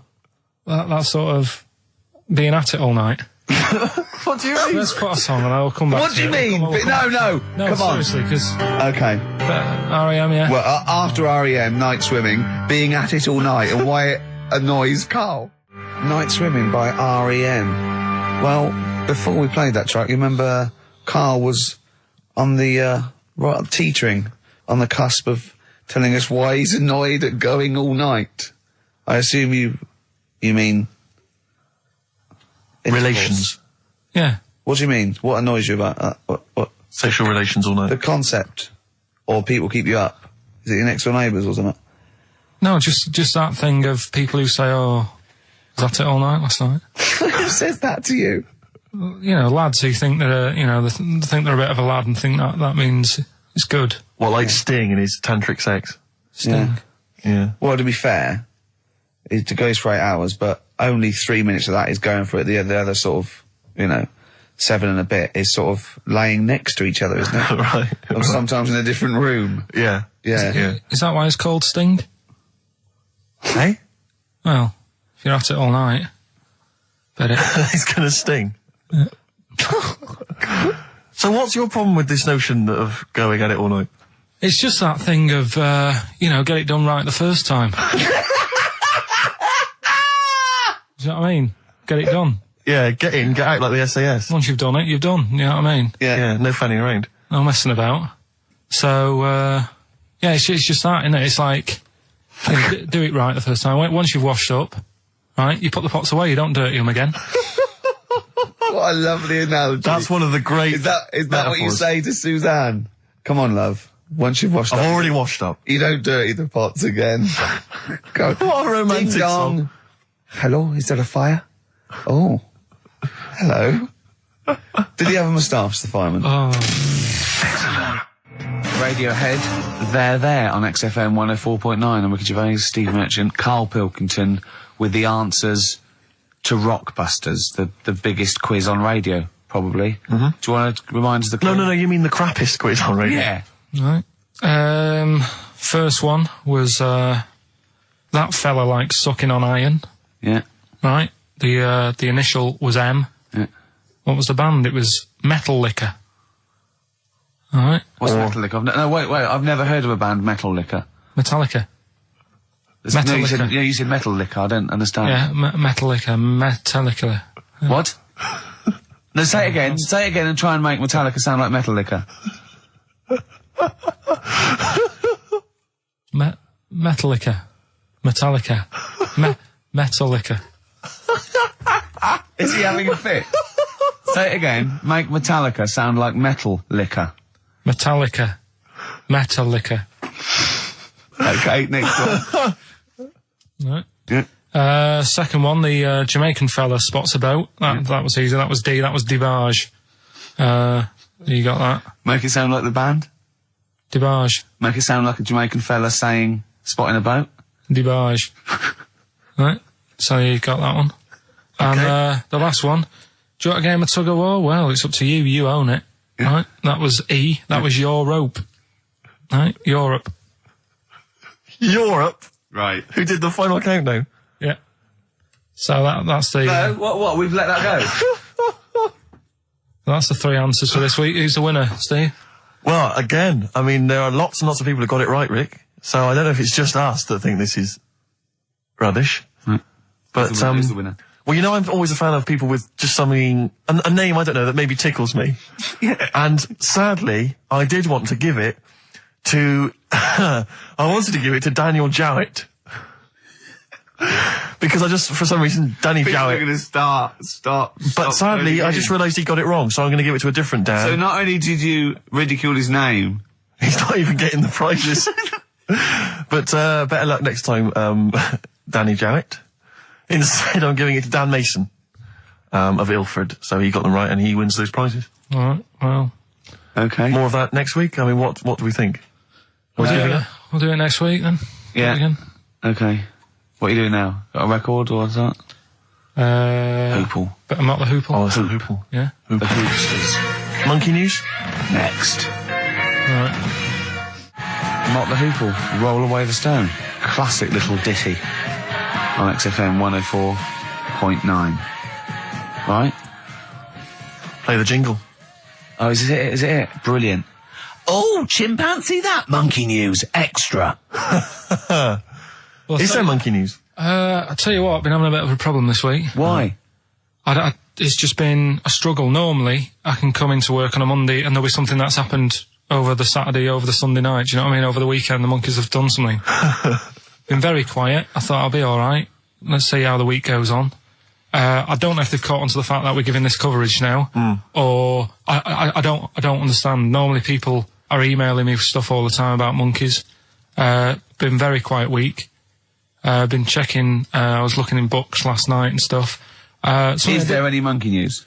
I've got some, but just because it's not that good, something else I found out that I thought I'd share with you. Go on. I was looking in the Guinness Book of Records, right, because I thought they'll have something in there about monkeys or something, right? Mm-hmm. And there's a little monkey, I think it lives in Asia, right? There's loads of them live in Asia. Might just be travelling, but yeah. And something I found out, I don't know if they've got it right, and that's why I want to bring it up. Apparently, it's the mammal, right, that's got sort of the pointiest eyes that pop out of their head. Steve.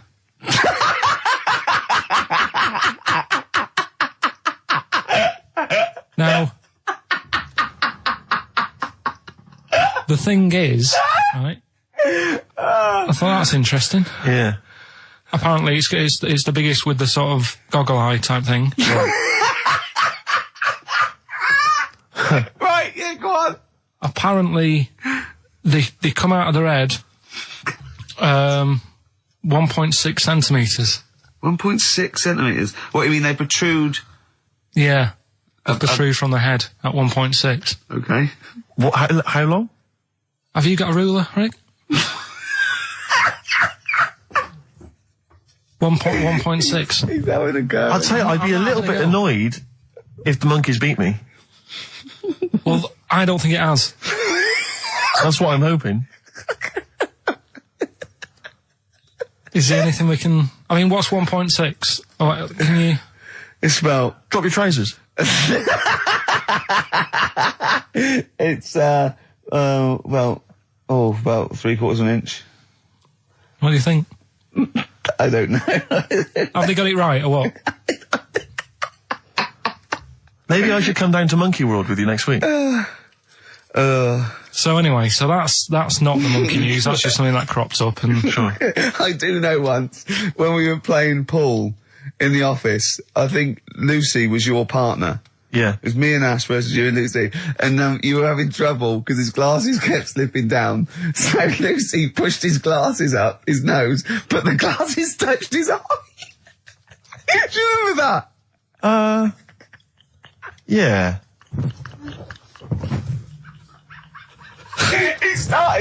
He started it. Well, you're the one who joined in. No, I know, and I feel bad now. Yeah. He makes me nervous when he goes, yeah. It's like, play a record. No, I'm just trying to think about which part of your fat, middle-aged physique I can pick on. The tits would be a good Yeah, start. yeah. Oh, the belly. Sure. Oh, what do you think of that? Oh, what is that? Play a record. Is that monkey news for this week? Have we not got any other monkey news? Well, it's just, it hasn't been that good. I mean, the one that I found out here, because we've covered so much in the monkey world, right? The fact that we've done a monkey that was a sort of half man, we've done a monkey that got a decent job in a train station. Can you think of any of the other? Well, that's just some of the great monkey news from the past. That's what I mean. So that's what you got to compete with. So even though this is quite amazing, just tell us. Another monkey's got married. Oh, not another monkey getting married. What do you mean? It's got another one. You know, it was knocking about with some woman monkey for a bit. A woman monkey. They decided to, you know, get married. Yeah. They did. What do you mean they decided to get married? Was it pressure from her parents? They had a good do, and a good do. I love the spread. I love that peanut vol-au-vents. Yeah. Celebrated in a pub, and then they both went off to the cage that night. That's what I mean. Even though that is quite impressive, because it's not true, or it's a joke. It's nothing. It's not. On an Over website, official sort of news website. 2 monkeys have married in Romania.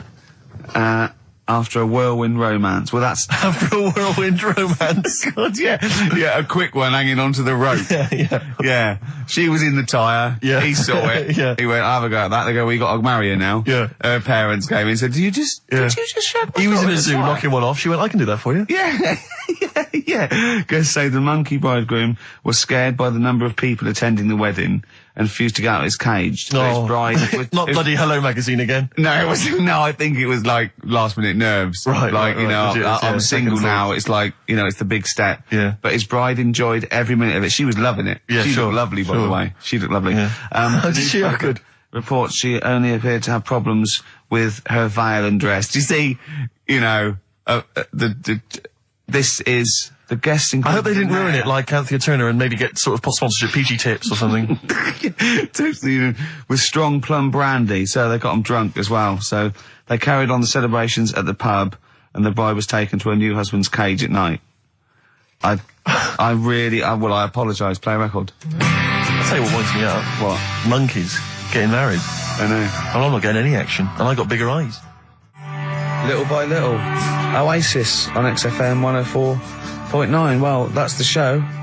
Ricky Gervais, Steve Merchant, and Karl Pilkington. Karl, do you think it was a good show today? It was alright, wasn't it? With some, What do you think the loyal listener has gotten from today's show? What do you think that, you know, we've added to the world? Well, I think they know what they've got, right? But if someone's just tuned in, I can tell them they've missed out on some good stuff. They've missed out on Chang and Ang. Yeah. They're the two who are the one who invented the ones who invented, you know, the Siamese twin thing. Yeah, that's it. They invented it. Yeah. You've got you've had like How We'd Spend Our Last Day, right? Running people over. Chicken with teeth. Oh, he says it like, you know, there's no other show that could give you all this. Yeah, go on. Gay Yankees. We've done that. Yeah. No one will be having a problem there tonight. Yeah. Another monkey marriage. Another monkey. It sounds like the end of the news. Yeah. You know what I mean? The headlines on Sky News and headlines and another monkey marriage in Romania. If you've thought about having your testicles bigger. Yeah. We've sort of covered that. Yeah. And the monkey that had big eyes. Yeah. If it's listening, you know, its position might not be safe in the Guinness Book of Records. Oh. And of course, Karl stays hard by looking at firemen. Indeed, we've also learnt that. Well, that's not true. Well, you did. Yeah. All we know is that you saw a fireman and it didn't seem to affect your erection. We've avoided saying erection in fact, for 2 hours. If anything, it prolonged it, from what we can tell. We've avoided saying erection for 2 hours, and then he just you know... Healthy young man. Yeah. So, Yeah, no, sure, I'm sure he was. I'm sure he was. But Fireman, keep Carl hard. Right. Pete for listening. Amy Mann to end with. See you next week. Bye.